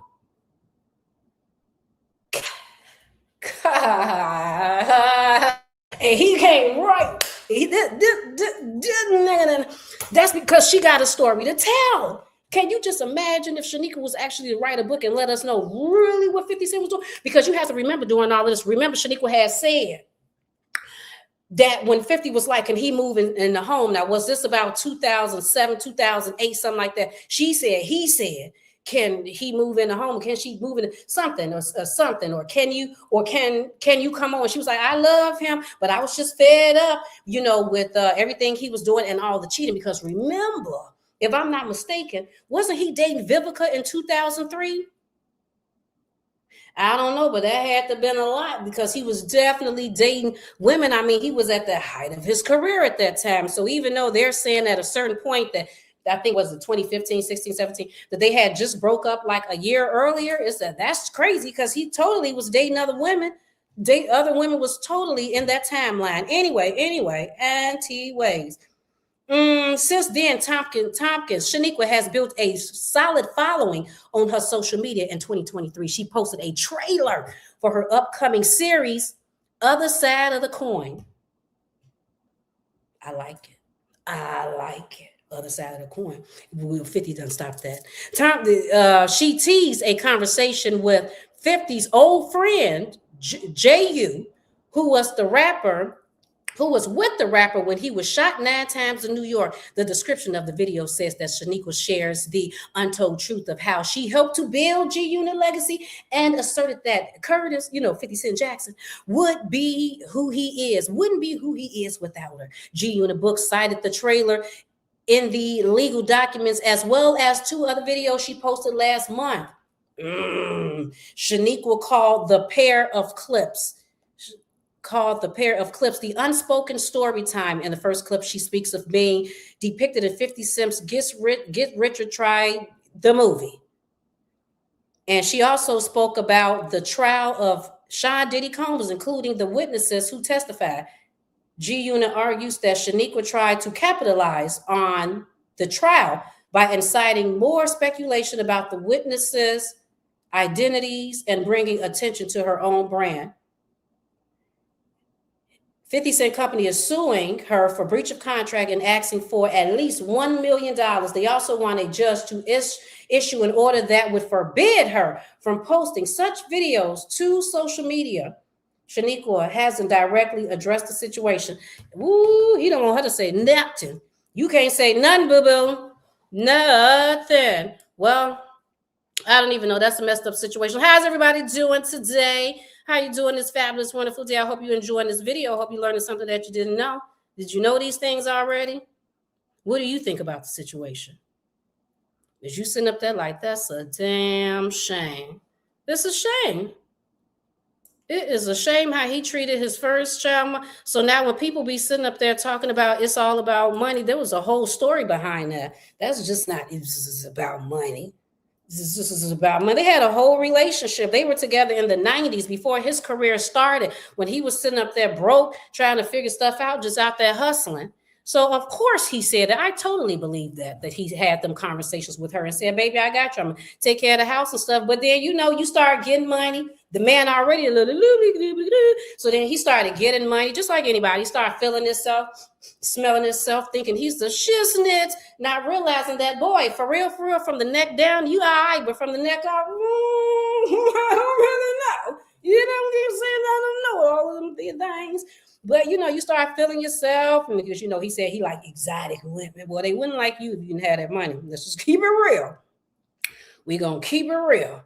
But, then all of a sudden you're sick of her. She not exotic. She the nagging baby mama, the first baby mama from the 90s. I'm not giving you none. Can I still sleep with you and play with you? So I can't sleep with you and play with you like I used to, because now you catching attitudes and like, well, where you been? And why you ain't sending me no money? And why you ain't? I don't want to hear all of that. I'm done. Dismiss. I didn't say all of that. Get my attorneys. Attorneys handle it. And that's exactly what looked like that happened. But we're not done. We're not done. So we just did lesson 1. Lesson 1 was Shaniqua Tompkins. That was lesson 1. Lesson 2 is Daphne Joy. What did he do to Daphne Joy? Because based on my research, he abused, there is no allegedly, he abused Daphne Joy. He got charged, probation, had to pay some money. He really did some things, but he ain't talking about that. Let's talk about Daphne Joy. Why you sitting up here trolling her on social media? I bet she's just about I bet she like, why did I even get with this man? What was I even thinking? What in the model victim in 50 Cent's domestic violence case is model alleged victim in 50 Cent's domestic violence case is model actress. This is dated for July 5th, 2013. We're going back. 2013. Los Angeles, CNN, I'm reading from CNN. The Los Angeles woman whom rapper 50 Cent is accused of kicking in a domestic violence incident is a model and an actress who had a part in a Pirates of the Caribbean film. Her representatives told CNN. Daphne Joy, who was born in the Philippines, has a baby by the rapper and is now focusing on safety for the child and herself, said a spokesperson. The alleged victim, whose name wasn't earlier disclosed by authorities, released her name Friday. Joy played a principal mermaid in 2011's Pirate of the Caribbean on Stranger Tide. She's also had roles on TV CSI Las Vegas, Criminal Minds, Curb Your Enthusiasm, and Wild 'N Out. 50 Cent, real name is Curtis Jackson. The 37-year-old is facing 1 count of domestic violence and 4 counts of vandalism. Daphne Joy and Curtis Jackson have been together for a few years in an exclusive relationship. They had a child, and now Daphne's number 1 priority is to ensure both her and the baby's safety during this difficult time. We also hope everyone will respect her and the baby's privacy. This week, however, Los Angeles City Attorney Mike said a former girlfriend of Curtis, Joy, a former girlfriend of Curtis, alleged victim had previously been in a 3-year relationship with Jackson.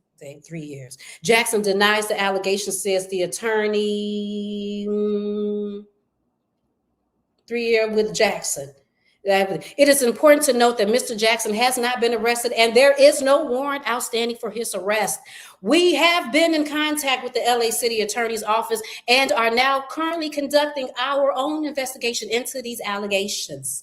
Jackson is accused of ransacking Joy's bedroom during an argument at her Los Angeles condo last month. Joy lives in the city's Toluca Lake neighborhood. Joy alleges she was injured when Jackson kicked her on June 23rd. Authorities allege Jackson caused $7,100 in damaged property and left the scene before police arrived. Most woman beaters, they do.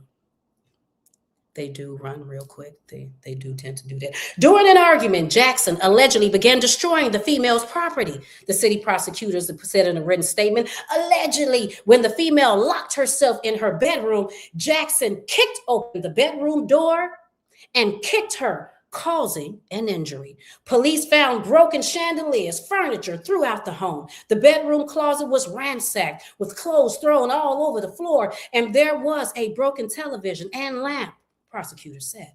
Jackson arraignment is set for July 22nd at Van Nuys Superior Court, if I said that correctly. If convicted on all 5 counts, he could face up to 5 years in jail and $4,600 in fines. Now let's go to the other one. So what 50 Cent say about that? 50 Cent has said that he denied that the claim that he kicked his ex-girlfriend during a recent argument at the home. He said this in 2013. He said, despite prosecutors' announcement that the rapper has been charged with domestic violence, he was charged with domestic violence and vandalism. 50's lawyer said that no warrant has been issued and they are conducting their own investigation into these allegations. Really what they say on Tuesday, Los Angeles City Attorney Mike. So that police had been called to Daphne Joy's condominium, arriving after 50 Cent had already departed. According to the victim, 50 messed up the place. Joy is 50 Cent's ex-girlfriend, and he said that he didn't do it and he didn't know anything about it. But then this happened. On October 28th, 2013, rapper 50 Cent gets probation in domestic violence case. So somebody said that you did it. I know you talking about, I didn't ransack it. That's why you tried to leave. But you go, well, I left, so I wasn't there. So if I'm not there, then you can't say I did it. Now, I know she said I did it, but you didn't see me there, so I didn't do it. Well, it didn't work because Los Angeles, American rapper 50 Cent on Monday struck a deal with Los Angeles prosecutors. He struck a deal for 3 years probation and 30 days of community service after allegedly, I don't even know how, allegedly kicking the mother of his child and destroying her property. How is it alleged if you done charged him and gave the man probation? How is that alleged? I'm very confused. I think that we're just using this alleged word too loosely. It's just alleged. It's alleged. It's alleged. Alleged needs to go where alleged needs to be go. Where it needs to go. They said he didn't. So what are you saying? That he didn't kick her, but he ransacked it? I'm just.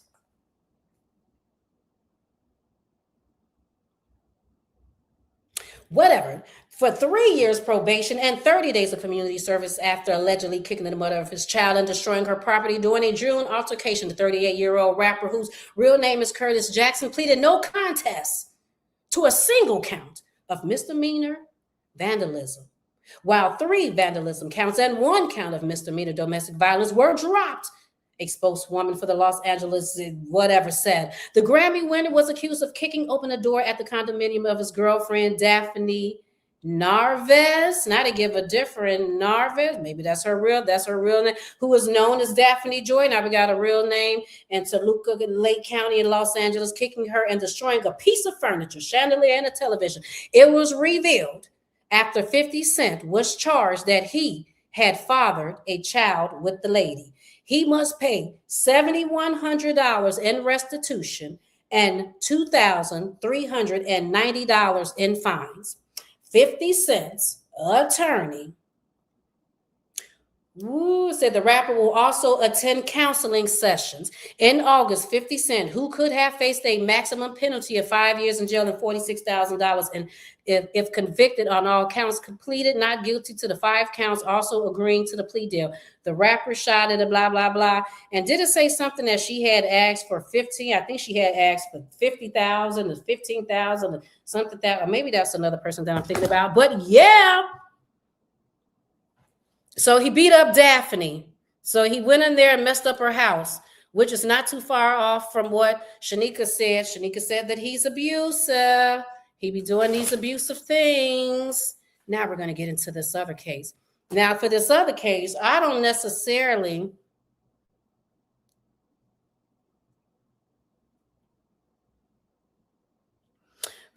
Prince 550 said 50 forced her to sign over her life rights. She can't talk about how he abused her. I know you keep, and that's a shame. That is a shame. Geez, hope he doesn't get rich all to just, well, this is crazy. All of this really gives me controlled opposition if you ask me. Jesus, take the wheel and hold it straight. I don't know how this channel popped up on my feed, but hi, I'm glad it did. Hey, God's child. You want to know why it popped up? Because you God's child. The Most High knows these things. He said, God's child, let me direct you to Genevas Closett, because she over there giving a little school on 50 Cent right quick. But we're not done. Lesson 3.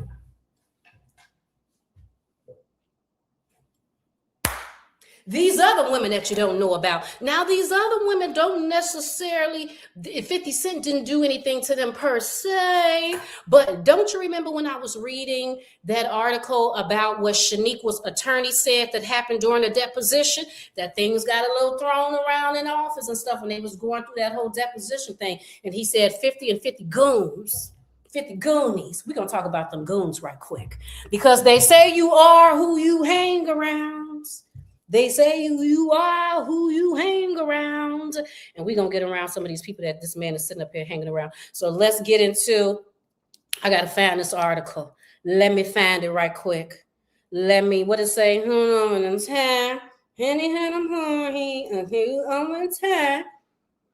Because now we on lesson 3.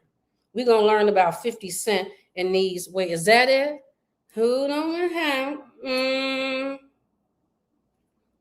I think it's at the top. We gonna find it. We about to find this boo-boo. Wait a minute.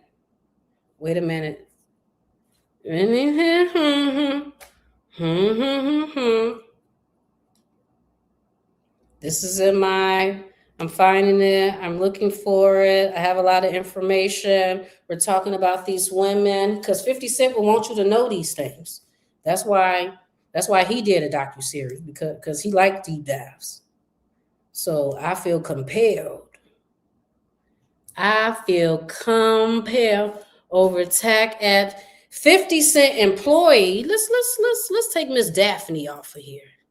50 Cent employee. Now, where's my thing at that had my phone? Here we go. 50 Cent employee sued over attack at the mansion. This is back in 2009. This is not too far off from that house fire. Remember 2008, 2009. Remember that court document when the case got whatever as far as that house? I think that was 2009 with that Dix Hill house, whatever, when the judge said, I think that was 2009 to 89. Anyway, August 23rd, 2000. A member of rapper 50 Cent's entourage is being sued over an attack his ex said happened at the rapper's house last year. Last May, Shayna Chin. Now, I don't know if you remember that name because I just read that name. Remember, I had read that article where it had said that one of 50 Cent's employees was accused by a girl named Shayna Chin, that was his ex-girlfriend, of setting 50 Cent's house on fire. Remember, Shayna Chin, that I had mentioned, a man by the name of Dwayne McKenzie was the one who they were saying that probably had something to do with burning that house down. Last May, Shayna Chin, 23, of whatever that word is, wherever she's from, reported that her then boyfriend, Dwayne McKenzie, lost it and beat her with a belt, choked her, and bruised her face, died and back at 50 Cent's mansion home on Popular Bars Road in Farmington. Chin, who was a CCSU student at the time, is suing for $15,000 in damages for physical and emotional trauma McKenzie caused her. The newspaper reports McKenzie, an employee of 50 Cent, has been in trouble with the law before. He was arrested in 2007 after Hartford police said he pistol whipped a nightclub promoter. A hearing on this lawsuit is scheduled for May. I said, really, bitch? So he done beat the woman with the, and then I seen this. I said, well, what happened with this Shayna Chin? Then I found this, dated for April 9th, 2010. Woman wins damages for assault at rapper's mansion. It says a woman who says she was beaten at rapper 50 Cent's mansion in the state has been awarded more than $30,000 in her lawsuit against a member of the performer's entourage. Matter of fact, right before I read, no, matter of fact, let's just read it. Let's just go to read it. Ruled yesterday in favor of the 24-year-old Shayna Chin, who sued 28-year-old Dwayne McKenzie on allegations he assaulted and choked her in his bedroom at 50 Cent's Farmington mansion after a Memorial Day parade in 2008. Judge Joseph said there was enough evidence to support Chin's claims for her injuries. Chin had sought $100,000. She said she had been dating McKenzie, who lived at the mansion once owned by boxer Mike Tyson. McKenzie said he didn't know how Chin was injured. He was arrested shortly after the incident and allowed into a violence education program. Now, what else am I reading on this? What am I? Worker accused. Okay. All right. Okay. Do those who work at accused? Wait a minute. Okay. It want me to go down here now. Just going on. Wait a minute. Just passed it. Wait a minute. Here you go. Now let me show it to you. Because y'all want to see his face. You want to know what he looked like? Bam. There you go right there. Worker accused of assault at 50 Cent's Connecticut home.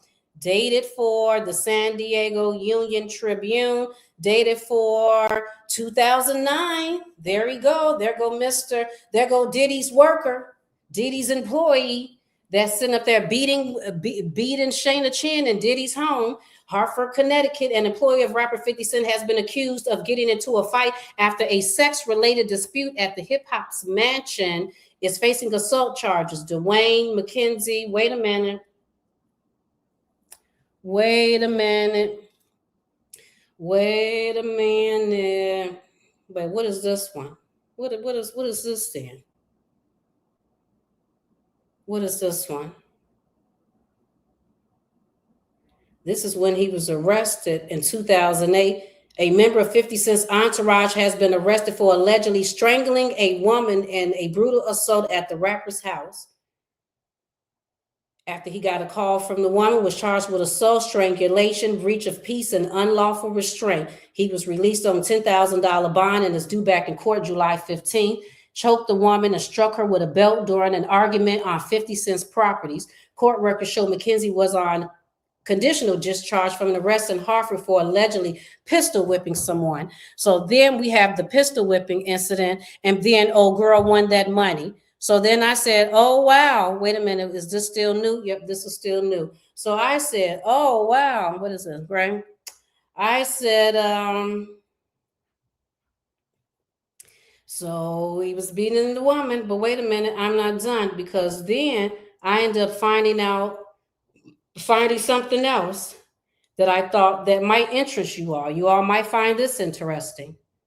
So wait a minute, I'm almost there. Where is it? Where is it? It's a lot. It's a lot. It's a lot of stuff going on with all of this. Because what is he doing? Here we go. There we go. Woman beat. Now, this is a whole different case. Woman beat at 50's mansion for refusing oral sex. A man employed by 50 Cent, G-Unit Records, is accused of attacking a woman last Sunday, August 16th. When is this dated for? Do we got a date on this? August 2009. So this was like back to back. Last Sunday, after she refused his request for oral sex. So this is a totally different woman. This is not the woman that was beat with a belt. This is another woman. Request for oral sex. News broke last week that Dwayne McKenzie, 28, and Michelle, 21, were accused of assaulting a woman on 50 Cent's sprawling mansion in Farmington, Connecticut. A man employed in 50 attacking a woman last Sunday after refusal to the order request. News broke last week about Dwayne McKenzie, 28, assaulting a woman in the mansion. The incident began after McKenzie made the request, which resulted in an argument between McKenzie and one of the woman's friends. When the two women and their friends attempted to leave, because they said, I'm about ready to go, the girl, Michelle, attacked one of the women, striking her in the head with a hard object as McKenzie held the woman down. So this is what 50 Cent friends is doing in his house. Now, they're saying 50 Cent is not there. He could have been there. Ain't no telling what he could have been. I mean, like, I'm not believing everything that these people say. You know, the unknown woman who had danced in music videos in the past managed to pepper spray McKenzie, and then flee the scene and call 911. According to the Hartford the woman's head wound was serious, requiring a total of 9 staples to close the gash. Michelle, the woman who was fighting the woman, has told police that she was intoxicated during the assault and only remembers that the woman had called her a cracker. And then that's when we then get to that other part where then we show, if I'm not mistaken, then that's when I got to this one. And I think that's then what that one was talking about. This one, the Hartford, Connecticut, because it says works for rapper G 50 Cent. G-Unit lives on the property used to own by Mike Tyson. A friend of the woman took offense and a fight ensued. Lieutenant Tyler said 50 Cent wasn't at home, which has 19 bedrooms, 37 bathrooms, and a gym, and all of this other stuff. When the woman and her friend decided to leave the mansion, witnesses said another woman, Michelle, ran up after them and grabbed the friend, and McKenzie told her she was attacking the wrong person, according to the warrant. Then Michelle, the girl, hit the woman with a hard object, leaving a large gash in her head. Witnesses told police. Mackenzie pinned the woman to the ground while the other woman hit her. Mackenzie claims that the accusation that he urged, look at this, this is ridiculous. This is ridiculous. The urge the woman to attack the woman is totally false. Who has represented him before? He's not a celebrity, but he works for one. So I guess he can be targeted by people looking to make hay.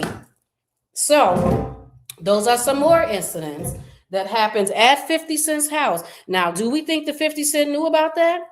Do you think that he knew about this particular incident, or you think that he didn't know about it? Or that do you think he was there, or you think that he wasn't there? Let's move on. Let's just move on to the next thing. Next thing, lesson 4 or whatever lesson we on. Little Kim. Let's get on Little Kim. Let's talk about Little Kim for a little bit. Because to fully talk about the 50 Cent and Little Kim's beef and what's going on with them, you gotta fully know the backstory of this whole thing. This is the backstory with them. Now, what truly, because 50 Cent and Little Kim, they made a song together. They did. I got the magic stick, and it's sending you once and then twice. So then how you get from a magic stick that y'all was sitting up there just making songs and stuff together to the point that you sitting up here and y'all got a whole beef going on? Well, this is what all hip hop this is what Newsweek had to say about the incident. This is dated for 2021. The Little Kim and 50 Cent beef explained. That the fact that he sits up there and he talks about Little Kim, he done talked about Little Kim's daughter, just be trolling her. And then you'd be like, now, what is this? Like, what's the reason behind this? Why are you just picking on her? Haven't nobody said nothing about you? Little Kim and 50 Cent have reignited their feud online again. The pair's disagreement goes as far back as 2005. That's what they say in 2005. Despite their collaboration on The Magic Stick in 2003.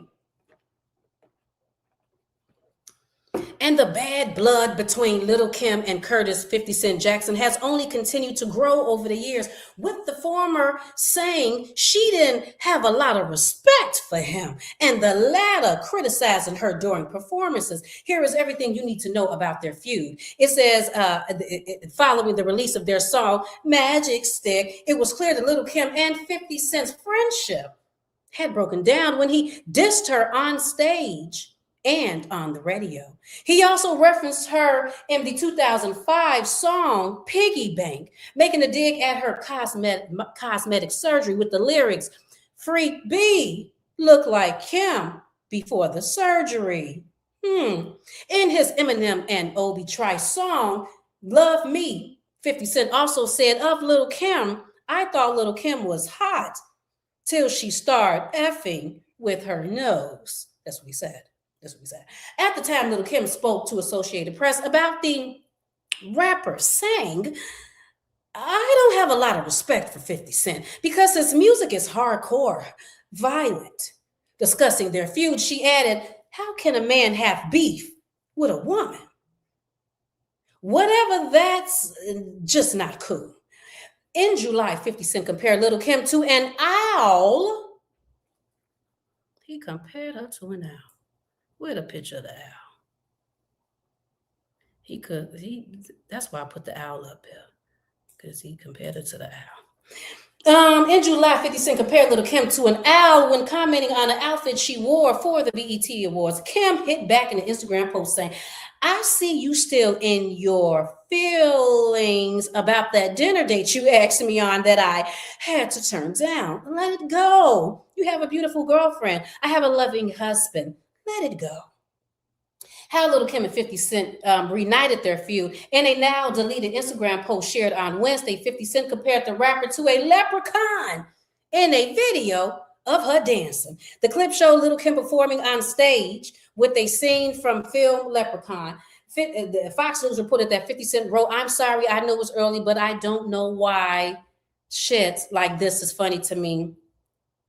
See what I mean? He shared it on his Instagram. He loved taking it to his Instagram. Right? Because you want all of us to laugh too? about Lil Kim. But why? But why do we need to laugh? I mean, if you think it's funny, then laugh, nigga, laugh. Look at the picture, say it's funny. But why you gotta post it? I mean, like, why you gotta have the masses laugh? Why when you laugh, you need hundreds to laugh with you, thousands, maybe millions to laugh. You don't know how to laugh by yourself? Do you know how to sit by yourself? Do you know how to be by yourself? You don't even want to be by yourself. I don't even think really people really like you. Every time somebody brings up 50 Cent name, have you ever paid attention to how his name is brought up? It's never really brought up like 50 Cent is a really cool person. He's really a nice person. I mean, Chelsea Handler just said that. No one really speaks about him like that. Everyone speaks of 50 like, you better not mess with 50. You better apologize to 50. You better pay 50 his money. You better whatever with 50. So that means you really don't have no friends. You're bullying people to be your friends. You're forcing people up against the wall to be your friends. You're threatening people to like you and want to be your friends. Because people really feel a way about you. That's why no one really be saying a whole lot of good things about you. Most of it is, you better not make 50 mad. You better not beat it. You better not. Where is that? He's a good guy. He's a loyal guy. He's a, whenever you need, I just call him and he's always there. People feel like they got to walk on eggshells and you better not make 50 mad. Because you make 50 mad. What the fuck is you? Like the slave master? Get your ass out of here. He need an ass whooping. Just get the belt, like, Curtis, sit your ass down somewhere. Sit down. Is that how you're supposed to be handling stuff? Is that how you do things? No, it's not. No. Well, they did. That's besides the point. Just because somebody do something you don't like, that's not the way that you handle it. Sit your ass down and get your ass. That's what he need, because he didn't have that. Nobody told him how he's supposed to handle his feelings. He don't know how to handle his feelings. So he see Lil Kim as a grown-ass man. He, with all of these damn subscribers on YouTube, and don't get me wrong, a lot of people do silly stuff and do jokes, but he all the time, nigga, all the time. So that's why he see Lil Kim. He feel like Lil Kim look like an owl, and then he got a post. Lil Kim was not best pleased, and she is reported to have commented on the post that he was creepy and obsessed with her.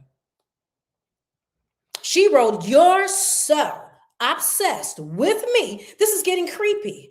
Yeah, this one ain't it, bro. Not funny at all. I was hoping to laugh with you, but corny. Boo. You're falling off. I'm too bad and too fly in this video. You reaching now, but we all know why." Can we say obsessed with Kimmy? Much. Laughing my ass off. Keep them coming, boo-boo. Only let me know I'm on your brain 24/7. I love it. DM me next time. I'll send you exclusives because you mad late.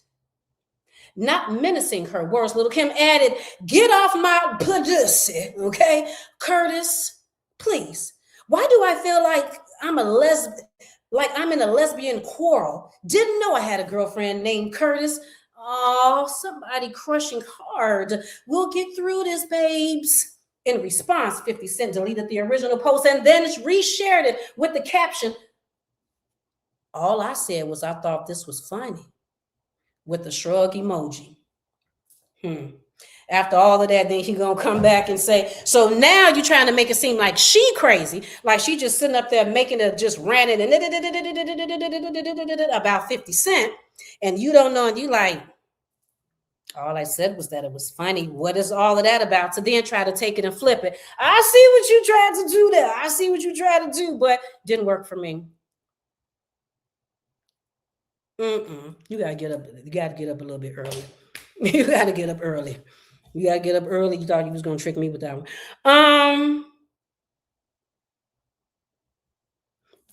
And then he talks about her daughter. Now let's go to her daughter. Beautiful little girl, just beautiful as she want to be. This was in 2022. Late Thursday evening, Lil Kim released a preview to her and Megan Thee Stallion's remix Plan B. The Power exclusive producer took a line from one of Kim's verses and speculated that it was about Nicki Minaj. Who? Huh? Stirring up a drama that has decades of history. Lil' Kim had some words for the rapper turned businessman. So what happened? 50 Cent posted a side-by-side image of Lil' Kim and an owl on Instagram sending a message to Nicki Minaj. In the caption, he suggested that Nicki send shots back at Lil' Kim, but also made remarks about Kim's daughter. Okay.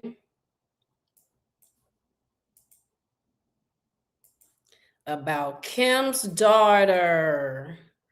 And he said, there I go right there.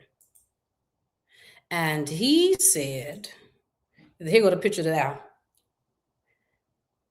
He said, a Lil' Kim and Al in the caption, Nicki, wait a minute. 50 Cent posted a side-by-side image of Lil' Kim and Al on Instagram, sending a message to Nicki Minaj. In the caption, he suggested that Nicki send shots back at Lil' Kim, but also made remarks about Kim's daughter, Royal Reign. The Lil' Kim bar in question recites, Nigga, just I say nigga, you're a B. Your father's a B, your brother's a B. Keep acting like this, and your son's gonna be a B. Even many Twitter users believe that it was a shot to Pink Friday rapper. So Lil' Kim, so 50 Cent says in his posting, he say, he tagged Nicki Minaj. It says, you better light her ass up. I'm watching. She says something about the baby. Her baby eye fucked up. LOL. That's what he said about Lil' Kim's daughter. Now, what year did I say this was? 22. So this was 3 years ago. So he was 47, like a grown-ass man, because 50 is 50 now, 50-50. From today forward, everything this nigga do, he's in his 50s. But just 3 years ago, he was 47. So he was talking about Lil' Kim's daughter, and you're 47. Something about telling Nicki Minaj to go get Lil' Kim. Lil' Kim responds after 50 Cent disgusting comments about her daughter, and she says, now watch what God do to his life. It's okay. He just doing what bitch niggas do. That's what she said. And the rapper quickly addressed the situation. It's okay. He just doing. She replied under his post. She doesn't stop there. The queen has spoken. Lil' Kim clears the noise. 50 Cent started claiming she spoke on Nicki Minaj. I never said a word about anyone's child. Please feel free to listen to the song where we were clearly talking about an ex. To try and twist my words to have an excuse to take digs at my child is disgusting. And I'm one of the most disrespected legends in the game. But what you will not do is come for my child. That's what she said. That's what she said. Okay. The Brooklyn native took to the Instagram story to address this further. I never said a word about anyone's child. She said that with another post. She said, you are a gorgeous. Oh, this is what she said. In another Instagram story, she spoke directly to 50 Cent's romantic partner at the time, Cuban Link. She said, you are a gorgeous, sophisticated, intelligent woman, but being with someone who openly and comfortably attacks children is a bad look, boo-boo. Get out while you can, girl. Anyone who knows me knows, even if you are my enemy, I would never say anything bad about anyone's child. Kids are off limits. This is what she said. So 50 Cent has yet to add a rebuttal. So he didn't say nothing about that. I mean, but what do you think about that? Coming for the kids, coming for coming for Lil' Kim like this. Even after they did, I got the magic stick, and it meant nothing. Like that means nothing. That means nothing. I keep forgetting I got this thing on while I'm scrolling all through stuff that I done saved in my phone for whatever reason. I done saved it in my phone. Lil' Kim's ex is busted in 5 slays. Because I read that article where it said that their disagreement, their beef started in 2005. That's not when their beef started. Their beef and argument did not start in 2005. To be perfectly honest with you, I think that the beef and the argument actually started with Diddy. I mean, like, look, we're gonna get into the Diddy and 50 Cent beef and the Ja Rule beef too, but let me just keep it 100 with you. I think personally, I think that maybe 50 Cent was jealous of Diddy already, maybe because he's coming into the industry and you see someone already established making money doing this thing. Diddy up there dancing in the video. He's just out dancing in all the video, just feeling good, and you a little irritated. Like you just came from the hood. I mean, even though we're not too far off, the song came, Wankster came out into, it said a Wankster, that Genevas pop. Now, that came out in 2002. You and Lil Kim, y'all did y'all song in 2003. By 2005, you sitting up here trolling her. But I think it has something to do with Diddy, because if I'm not mistaken, I think they said that you had already came out and did some little diss in a song about Diddy in 2002. Nevertheless, Diddy still had no problem. Said, go ahead, Kim, go on, do that song with him. Because I think Diddy was thinking about money. Diddy was thinking about business. Like, even though you had already dissed him in a song, I think Diddy was like, talking about he was dancing around. And I think Diddy was like, you know what? This is how he got to start. He literally got to start dissing people. So this is what he does, but he's the hottest thing right now. He just came out with Wankster and, and Go Shorty, it's your birthday, so since he's doing that, so let's keep it rolling. Kim, I ain't got no problem. Let's go in there and do that song, even though he just dissed me in 2002. In 2003, y'all go ahead, do Magic Stick. Do the Magic Stick. But I think that 50 Cent is just petty and he's silly. Like he don't know how to just make the money. Just make, like, why are you making waves? Make the money. You think somebody just went through what he went through in 2000, you would calm down, but the mama issues. Let's get into it. So this coming from the New York Post, because this goes way back. This is dated for 2005. Just so happened to be the exact same time. Wait a minute. Just so happened to be the exact same time that, why is that still sitting on there like that? I done refreshed the thing. The exact same time that, matter of fact, let me take this off because I don't even know why that's doing that. That they're saying 50 Cent started trolling. Did the thing come out? Lil Kim. Anyway, July 20th, 2005, rapper Lil Kim's former fiance. Maybe that's why I did that, because I don't even need to have that up. I need to put this up. Lil Kim's former fiance. Boom.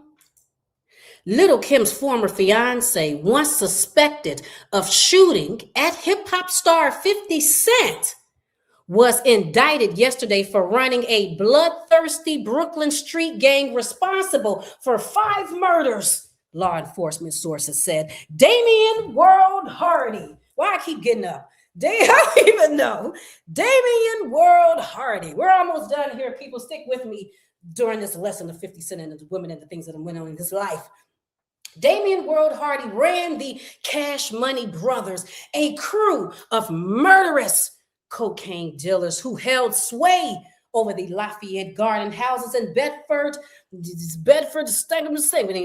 for more than a decade, U.S. Attorney's Office said. Hardy, who sources say was engaged. Wait a minute. Was engaged to Lil Kim and was living with her in New Jersey, was once investigated by New Jersey prosecutors looking for the person who fired off several shots at 50 Cent outside a New Jersey City hotel in September 2003.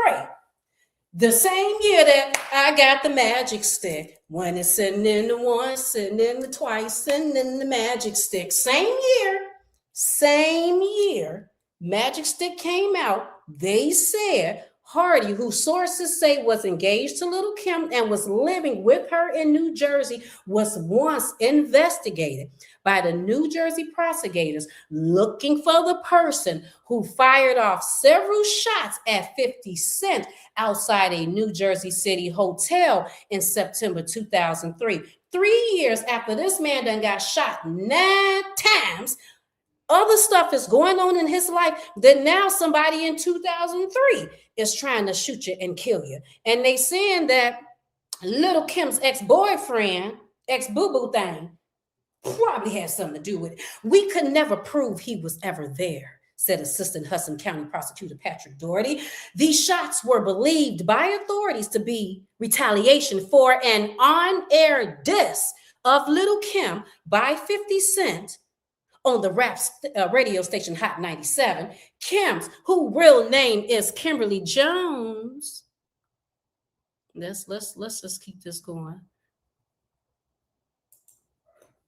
His rap name is Kimberly Jones, was sentenced earlier this month to a year in prison for lying to a grand jury about a shooting outside Hot 97's Hudson Street studio. 12 other members of the Cash Money brothers named for the drug gang in the Wesley Snipes movie, New Jack City, were busted on federal racketeering charges of murder, attempted murder, drug trafficking, and kidnapping. They all face life in prison if convicted. The murders include the August 2000 shooting of Ivory Davis, who was killed in retaliation for a turf war murder of Hardy's brother, Myron, authorities said. 8 of the accused life members were held without bond. Blasity woo-woo, booty woo-woo. Basically, Hardy ended up getting life. Did he get life? He got life. I read something where it said Hardy got life. So, do you see why he don't like this goes back. This goes back. Now, after they done already did I Lent the Magic Stick, why are you throwing little shades at her in songs? Did she do something? Were you mad at her per se? Or did it really have something to do with 50 Cent? Because this guy, her man, heard you talk, because, like all of y'all supposed to be hard. You say you hard? Damien said, shit, well, if you hard, I'm hard too. You're not finna just be sitting up here talking about my boo-boo. You just rocking and just running off with the mouth all the time. And he said either he did it or somebody that did it. They said that they couldn't never put him there at the scene, but they believe. And so I think that's why you don't like Little Kim. But even though you had already talked about it, but I just think that added to it, that her man tried to shoot you after 3 years ago. You just got shot, and stop. Go sit down. This man, he just cannot stop. Go sit down. Now who we doing next? Who are we doing next? Wait a minute. Which phone is it in? It's in this phone over here. We gonna do Notorian now. Because we know that he has also bullied Notori, talking about Notori's hair. Remember this photo? Remember that? Now, why would he post this? Now, why would 50 Cent do that? Now, didn't she work on Star with him? So she's one of your girls who works on Star with you. And then this is how you disrespect her? By sitting up there, putting that on there, because that was supposed to be funny. And you put that on there for all your subscribers to see because you wanted us to laugh at it. You want us to laugh at how he felt about Notori. Power fans slammed 50 Cent for mocking Notori because they was trying to figure out, like, why would you do that? So she worked. See, this is what I'm saying. He's supposed to be a boss. Now, what year was this? This happened in, what year is this dated for? This is dated for 2019. This is 6 years ago. 6 years ago, he was 44. So at 44 years ago, now you sitting up here with your suits and shit on. You want us to know that you producing and you all of this stuff because you want us to look at 50 Cent and say 50 Cent is a boss. This is a boss. He makes boss moves. He's sitting up here doing huge business deals, films, hiring people. Like, he making boss moves, but then you do kitty shit. Kitty shit. Why would you do this at 44 years old? And she is supposed to be your employee per se. She's working for you. That ain't no boss move. That's kitty shit. That's nigga, you running a lemonade stand and you worried about one of the people at the lemonade stand. So you talking shit about your worker at the lemonade stand. This ain't no $1 million. You running a whole business, film production, and then you go on there to your millions of followers and you post some stuff like this. Let's get into it. Power fans have slammed 50 Cent for mocking co-star Notori hairline in a now deleted tweet. The rapper is an executive producer on the Star series and also appears on the show from time to time. But the 44-year-old came under fire from fans after posting a mean tweet featuring a picture of Notori twinned with Goro, whatever, I don't watch cartoons no more, from Mortal Kombat to compare their hairlines. He captioned it, "Who the fuck did this? Power is number one."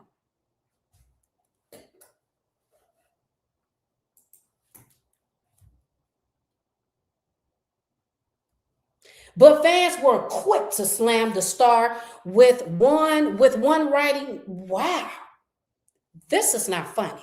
It's mean and mad disrespectful to Notori. Not sure why you post this at all because we all know you made this. Not cool. You should use your power to grow the fuck up and delete it." Another added, 50 Cent is harassing and bullying Notori, and no one on Power Stars has defended her or checked him. Power is whatever, 2014. Speaking to Page 6, the co-star, he realized it wasn't the nicest thing to do. Wait a minute. Speaking to Page 6 about her co-star's first post, but before she had seen his latest tweet, Notori said he knew what he did was shady and apologized for it. He realized it wasn't the nicest thing to do. I accepted his apology. I've moved on. He's an EP, an executive producer on Power. I'm a star on the show. I can't be worried about something like that. He believes in the work I do on Power. So it was just a matter of making sure that comes across. I think he gets it. We're cool. I see him at work within the next couple of days. I don't hold grudges. It's water under the bridge. But whether she's so forgiving after his latest post remains to be seen.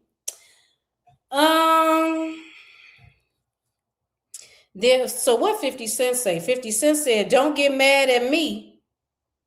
He said 50 Cent says he did an uploading of a video of her Power character, Tasha St. Patrick, removing her wig in the final scene of the show, which aired on Sunday, February 9th. And then he put, when it's Valentine's Day, but he says he's worried late and he'll take you out tomorrow. Now, Notori, don't get mad at me again, but this is funny. And then she said, "It's funny, can't front." Valentine's Day. The first time 50 posted a meme was in 2019. Mean much 50 Cent. She wrote, "Don't I make you look good every single Sunday?" Yes, you do. It's a great job during the interview. I don't know. It's just silly. The whole thing is just silly to me. To do that, it just makes no sense. It just shows his maturity level. He is very immature. That's why I said people be thinking that just because you good at one thing, you supposed to be good at everything. So just because he may know how to do some deals, that don't mean that he's good as a person. Like, he's very silly and immature. And then the whole Madonna situation. Why was he trolling Madonna? Like, what was that about? But matter of fact, before we get into Madonna, let's get into Tatted Holly. Have y'all seen Tatted Holly before? I didn't even know it was a Tatted Holly. Who the hell was a Tatted Holly? But he said some stuff about her just being rude and disrespectful to women. Wait a minute. What did he say to Tatted Holly? He said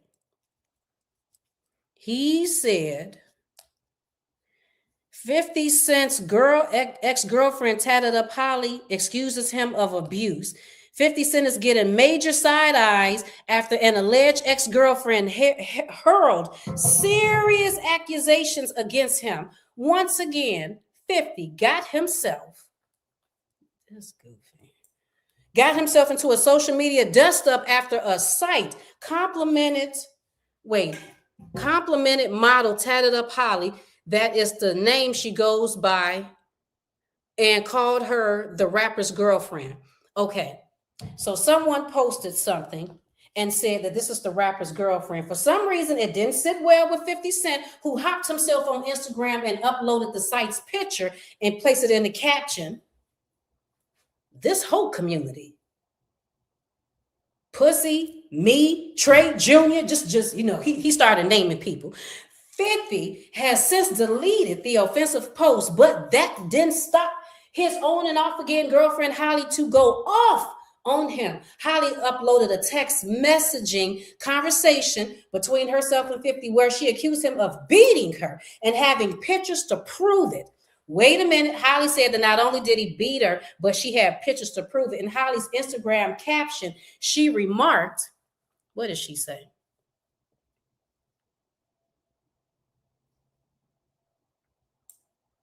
She said,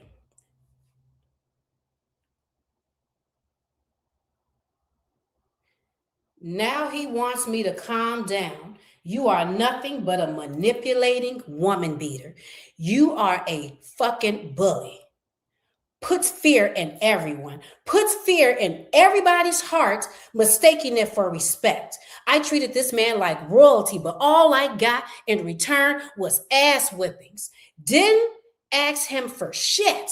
He would buy me gifts to only take them back. What a man. He wanted me to love unconditionally. I'm sorry, I will not tolerate a grown-ass man putting their hands on me. I was good before you. I will be good without you. And she tagged 50 Cent in it. And then she put a text message. Wait, don't do anything stupid, Harvey. Let's calm down. Oh, wait a minute. Oh, yeah, she posted this. Wait a minute. Nope, I can't show it anyway. She posted this text message that says, you acted without knowing. And she said no. And he said, you got way more to lose than me. No, let's see how these pics I got of you beating my ass will look on your record. Then she said, fuck you. And then he said, Holly. Then she said, fuck you. And then he said, then she said, now you fucked with the wrong one. And he said, don't do nothing stupid, Holly. Let's calm down. She said, fuck you. Watch. And that's what she said. Now he wants me to calm down. You are nothing but a manipulating woman beater. You're a fucking bully. Puts fear in everybody's heart, mistaking it for respect. I treated this man like royalty, but all I got in return was ass whippings. Didn't ask him for shit. He would buy me things only to take them back. What a man. He wanted me to love him unconditionally. I'm sorry, but I will not tolerate a grown-ass man putting their hands on me. I was good before you, and I will be good after you, 50 Cent. Holly has also deleted her IG picture, but you know how the internet is. Nothing stays deleted. So far, 50 and Holly haven't remarked on social media wars. This isn't the first time 50 was accused of abuse. We already know about Daphne Joy and Holly. But what ended up happening after that incident was 50 Cent went and he did an apology. This nigga apologized. So if he apologized, then you know that he must have did. He know that she was going to show them pictures. That's why he sent that, like, don't do nothing crazy, Holly. Don't do it, Holly. Because Holly was about to show them pictures. So he apologized to Holly. And what did he say to Holly? He said to Holly, which was very interesting, because since when is 50 Cent apologizing? Since when? He said, 50 Cent said, public apology. He said, this woman is a good person. She has been a good friend to me for a year.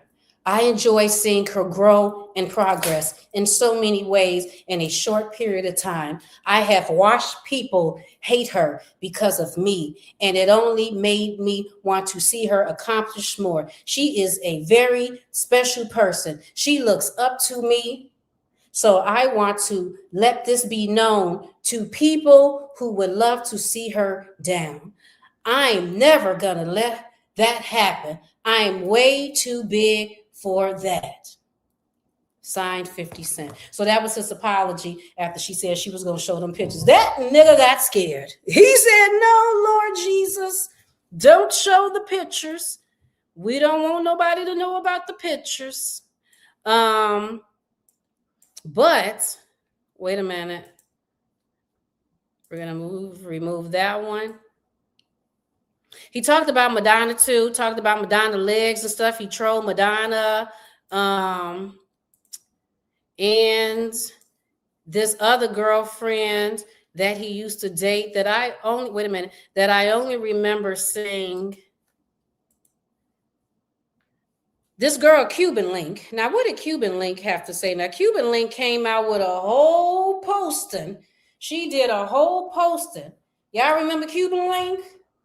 Because, like I said, remember 50 Cent said he like exotic women. I'm going to have to find that article. He said he like exotic women, even though when he get them, he don't know what to do with them. I mean, so what do you want exotic women for? You don't even know what to do with them.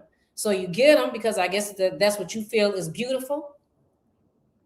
Maybe because your mom was a little butch. I wonder if that got anything to do with it, because his mom was a little butch. Because in Get Rich or Die Trying, I remember he had his mom, and she had the skirt and stuff on more feminine. But when you look at the pictures of his mom seemed a little bit more butch. So was you trying to go for complete opposite? You just want a woman that's very feminine, very much into her sexuality. And then when she gives all of that, you don't know what to do with it. It seems too soft to you. So you don't know how to handle such femininity because you're used to aggression. So then you deem that as weak because she's very feminine and she may need you or whatever. You deem that as weak. So you start beating on her and mistreating her and all of these things. Because what? Do she need to slap the shit out of you? I mean, like, do she need to treat you like how your mama was back in the day? I mean, like, is that what you need? And then you'll feel a little better with that. This is what Cuban Link said. Cuban Link said 50 is a very stingy man. He broke up with me after like 2 years of dating because I asked him for just $10,000. 50 Cent's ex cries out, ladies, none of you should date a man like 50 Cent. In fact, if your man is following 50 on social media, that's enough reason to break up with him. I have never in my entire life seen a man as stingy as 50 Cent. I was with 50 for 2 years and he never gave me $1. The only thing he ever gave me was the wig that he even took back the day we broke up. I know this nigga did. This nigga done took the wig. God, you can't even have a wig. You can't even have a wig with this man. Ah, phooey. Just take it all. Take it all, Lord. Take it all. Because with 50, he the wig. Damn. She can't even have a wig. What time is it? I'm about to get off of here. And he gave me, ain't even worth $100, but he still took it back when we broke up. That nigga is so rich, but he acts broke. So 2 ladies more than guys who are actually broke. I asked 50 for just $10K, and that was the first time I was asking him for money in over 2 years of dating. But all he could say was, Jamera, you're a strong, independent woman, and you don't need a man to pay your bills. Here is $50. And I got angry and told him it's over. And do you know what he told me? He said, I've been waiting to hear that for a long time. Drop my wig on the table before leaving. What? I regret ever loving him. Loving 50 Cent is the greatest mistake I ever made in my life. He's too stingy. Signed, Jamera. This man said he had been waiting for her to say that. He had been waiting for her to say that. But you know what else I find? Wait a minute. I want to bring up something right quick before I get off of here, because I am going to be getting off of here very soon. But I do want to bring this up right quick because I found this to be interesting. And it's about Vivica. You know, just Viv. Vivica comments on, matter of fact, let me put Vivica, Vivica. Let's put Vivica. Okay. Vivica comments on his sexuality. What does she say about his sexuality? Where's hers at? Where's Vivica at?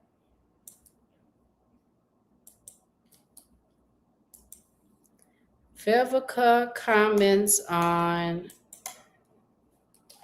his sexuality. And Vivica says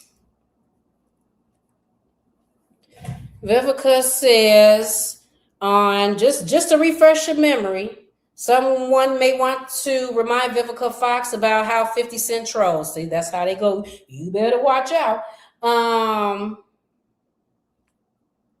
When she was on Andy Cohen, asked her about their relationship. What were your thoughts when 50 Cent blamed the season ratings dip on gay stuff? She said, first of all, you know the pot called the kettle black is all I'm saying. And then visibly stunned, Cohen fanned himself as Burris also expressed shock. Fox, who dated the rapper back in 2003, paused for a bit before answering, no, he's not.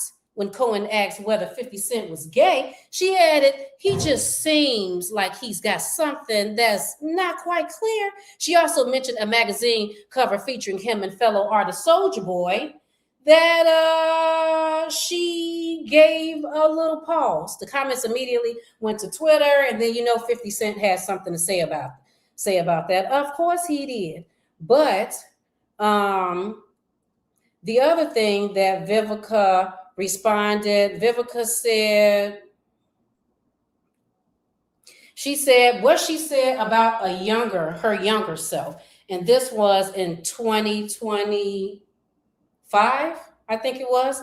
It says 50 Cent can deny that he's still into Vivica Fox, but late Monday night, many men rapper to the Instagram virus. Either way, I have an ass. No, what did she say?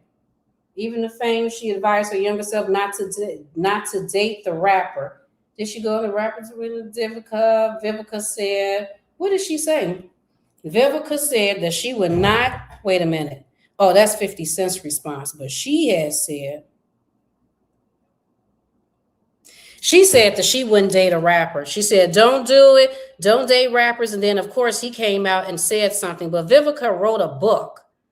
And in the book, she made a comment. 50 Cent and Vivica relationship has been rocky since they broke up in 2003. Most recently, Fox threw some shade at 50 in the upcoming memoir, Every Day I'm Hustling. She noted that their sex life was PG-13, noting most of the time I would be the one initiating sex because I really enjoyed making love to him. Now, what I find interesting is about that she said their sex was PG-13, right after she just said not too long ago before that he was kind of interesting when it came to intimacy. What I think it is you remember that Vivica is 11 years older than 50 Cent. I think right now she's 61. She is 11 years older than him. She, so when Vivica is giving her opinion on sex, whatever, with 50 Cent, I think she really feeling a certain type of way. She came in there with not only age, but she came in there with experience. And then to get with somebody who looked like how he was looking with all the muscle leaves and you're in the pop nut and you're in the pop nut. And then it come time for sex, and then you don't really seem like you enjoying it, or you seem a little fickle and all over the place. I'm pretty sure that she was like, but don't want to talk about you. I mean, she said she enjoyed it, but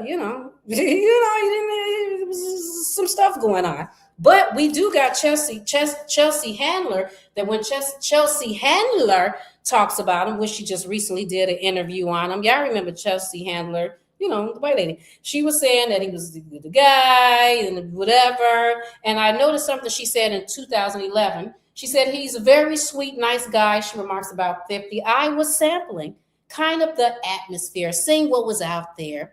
And I was satisfied. Throughout her time of sampling, Handler explains that she saw a side of the rapper that most people wouldn't believe exists. She says his private personality is the complete antithesis, whatever, of what you'd imagine. But as that she did grow weary of his lavish presence. I don't really like when men buy me ridiculous gifts, especially when I don't know them well. I can buy my own gifts. I really don't like gifts from rappers in general sense. I'm not a hooker. So what I got from Chelsea is basically she was saying to someone that she don't know that side of him. So I was like, now I wonder why he didn't treat her like that, but he got something to say for everybody else. Now could it have be because of the Caucasian-y? Because they both the same age, because I just thought Chelsea was a little older. But then I looked and I think she was born in September. He born in July 75. She born September 75. So they both 50. So it's not like an age difference like him and Vivica. And so it could be about the Caucasian, or it could be that Chelsea Handler is not only Caucasian, but she's very outspoken. She's been in the industry for a while. And there's probably just certain things she's not going to deal with. And then the simple fact is that you were trying to go over there and, probably because you felt like you had to go a little bit more above and beyond because she was Caucasian and she's a whole comedian and stuff. And she's dibbling and dabbling with some, probably celebrities that you're not necessarily dibbling and dabbling with. You go over there and you try to take her gifts and try to impress her. She's sending you the gifts back. She like, I don't want the gifts. You don't have to bring me gifts. So that probably to you was like a what? Because you used to women, you got to, you're taken care of. They're expecting you to do things for them, whatever. And the fact that they need you or appear like they need you, for some reason that bothers you, that makes them seem weak to you. So I guess when you got a Chelsea, it seems like she got her own money. She don't need you to buy anything for her. Maybe that made you feel a certain type of way. And then plus, just let the record show that if you had even tried to pull that same stuff on Chelsea, try to put your hands on her, try to whatever her, she would have blasted your ass really bad. Probably would have been your career that would have got messed up by the time she got done coming on and roasting you. First of all, because she's a comedian. So you're trying to be funny with the stuff that you post, but she is a comedian. Like, this is what she does. Like she talks about people. So you would get talked about. And then because of the people that she probably would have just messed up your whole career. Not to say if y'all would have stayed together for long periods of time, that something could have happened and she would have kept her mouth. So he had been hurt and he wasn't his mama dad when he was. So I understand he slapped me and I got this mark on my face, but I'm going to tolerate it because I know all the things he's been through in his life and I understand the pain that he went through. Well, he done gave you pain. The fuck about your pain? You don't care nothing about your pain. You're more worried about his pain. But, and then the Tierra Marie. Oh my God, when he did the Tierra Marie, but I'm gonna have to get off here because I've been on here for a minute. I've been on here for a minute already. So I think I'm gonna insert a few of these things because we got to do Tierra Marie because how he treated Tierra Marie. You sued, Tierra Marie sued you. She lost. I'm assuming because of your attorneys, the good attorneys that you had, and then you turned around and sued her because you was like, really, bitch, you gonna sue me?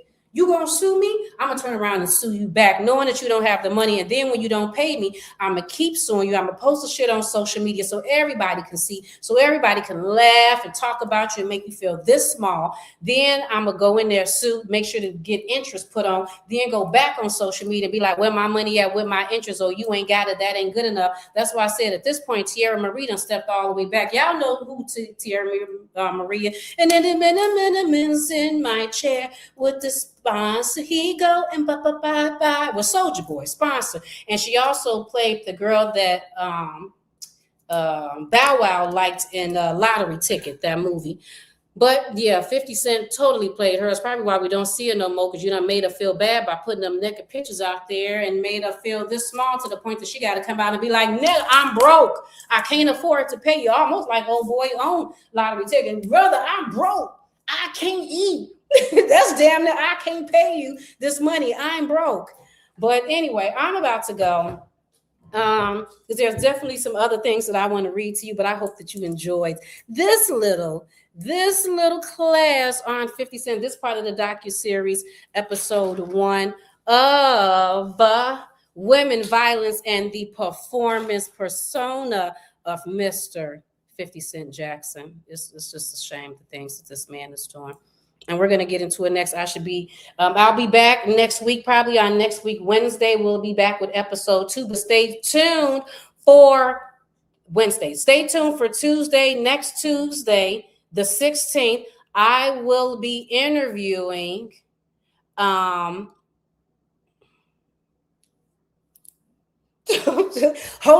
Therapy, the lady and the creator of Holistic Therapy. Many of you may know her as Nosy Ho Live. I don't think she's even going by that name anymore. I refer to her from the channel Holistic Therapy. Some of you may also know her because she had the whole lawsuit with Nicki Minaj, but I don't even want to talk about that. I want to talk about everything traveling, her living her life. She's sitting over here, over in the Spain places, over in Spain and Honduras and whatever, living her life, drinking wine with heels and stuff on, dancing to the music, eating all the good food. She's 40 plus, just doing the damn thing. She left from New York and decided to travel. And I think she said she's been out there for a whole year. Well, I'm interested. Are you interested? Like, what is she doing? Like, how does the visa work? What is she doing? And she said she had some medical problems before she even went there that made her be like, you know what? After dealing with this medical stuff, I'm done. I'm about to get my visa. I'm about to travel. I'm about to stay out the country and I'm about to just do my thing. And so I'm like very interested in this. So I will be interviewing her. So stay tuned. I'll be putting up the thumbnail. Again, this is Tuesday the 16th. And I think the interview is at 1:00. Stay tuned. Holistic therapy, everything travel, women, living life, being free. And then stay tuned for next week when we do episode 2 of the 50 Fouls. And let's see what we'll be getting into next. It might be some of this gay stuff. Why does this man keep talking about gay stuff? Why is everybody gay? Even Marlon Wayans, he posted stuff about gay stuff because Marlon Wayans gave his opinion. He said, bruh, be careful, karma, be careful, karma. And what's the first thing 50 Cent started posting? White chicks. It gotta be gay. He don't know what to go to when he dealing with men. He gotta say something about a gay. So we're gonna tap into that. Why is that? We're gonna figure it out. But thank you for joining me today, people. Please make sure you like. Oh, you said wait. Let me respond to this. Just because I'm not a fan, I haven't been a fan of 50 Cent ever since 50 Cent first came out. The only song that I like of his is Wanksta. That was the very first song. Never liked any of his other music. I have not been a fan of 50 Cent when he started trolling Ja Rule, and that thing became a thing because I was a fan of Ja Rule. And 50 Cent was making comments of like, yeah, he making that popcorn music with the women singing it. And then he turned around and started making, I'll take you to the candy shop. And I was just like, what? So I haven't been a fan of his since then. Now, when I watched this docuseries that he did on Diddy, what was it called? The Reckoning. I thought it was pretty interesting. I love a good documentary. I love docuseries because I love deep dives. So I very much appreciated it, looked at it. I mean, now when I heard he was going to do it, my face was definitely like, 50? Because I've been researching this man for a minute. Just hadn't made a video on him. But I'm like, really? So then I watched the docuseries with my daughter, and I was like, very interesting. I mean, he said some things. You had some interviews in there. Hey, kudos to you. But that doesn't negate the fact that my face is still sitting there like, but who are you to be talking about somebody? True enough, Diddy did what Diddy did. Diddy did it. Ain't nobody saying Diddy didn't do it. Diddy did it. But who are you? Now, what are you talking about? You done did shit too. You ain't talking about the stuff that you did. You trying to gag order people, making I'm sorry comments so then she don't put the pictures and stuff out. I mean, you like really, but you sitting up here wondering. We already heard about Diddy.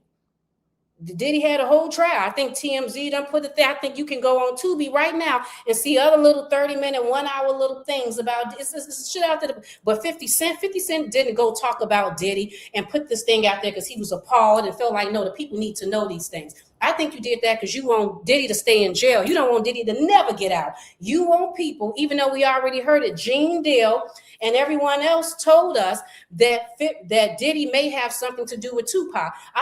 We've been side-eyeing Diddy about Tupac.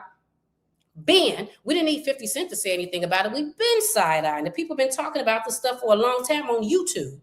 So him coming out, all of us, I feel like you did that because you don't want Diddy to ever get out of jail. If you feel like that there's anything that you can do to assist Diddy with never getting out of jail, then that's what you would love to do. And that's what that is all about. That's a vendetta. That's resentment. That's being vindictive. That has nothing to do with you wanting to let the people know what type of person Diddy was because you are appalled at how he treats women and how when you do the same thing, when you hung around people that did the same thing, when shit popped off in your house with two men, that Ortiz woman that got beat for the oral sex, and the Shayna Shin woman that got beat with a belt in your house, that you would say that you don't know anything about, even though the whole home got set on fire with your ex-girlfriend and your kid, and they're like, boy, bye, but you want to sit up there and tell us about you. I mean, we heard about the unsung. Fuck a unsung. We don't want to hear about that unsung shit no more. Go a little bit deeper. You know, we already had basics with Diddy. We had the trial, but you wanted to go deeper. Well, we had unsung. Let's go a little bit deeper with you. So it has nothing to do with loving Diddy. Diddy did it. But we talking about 50 right now. Stay focused. Diddy did it, but we talking about 50. What we ain't talking. We talking about 50. So please make sure you like and share this video and subscribe to Geneva's Closet if you haven't already done so right here on YouTube.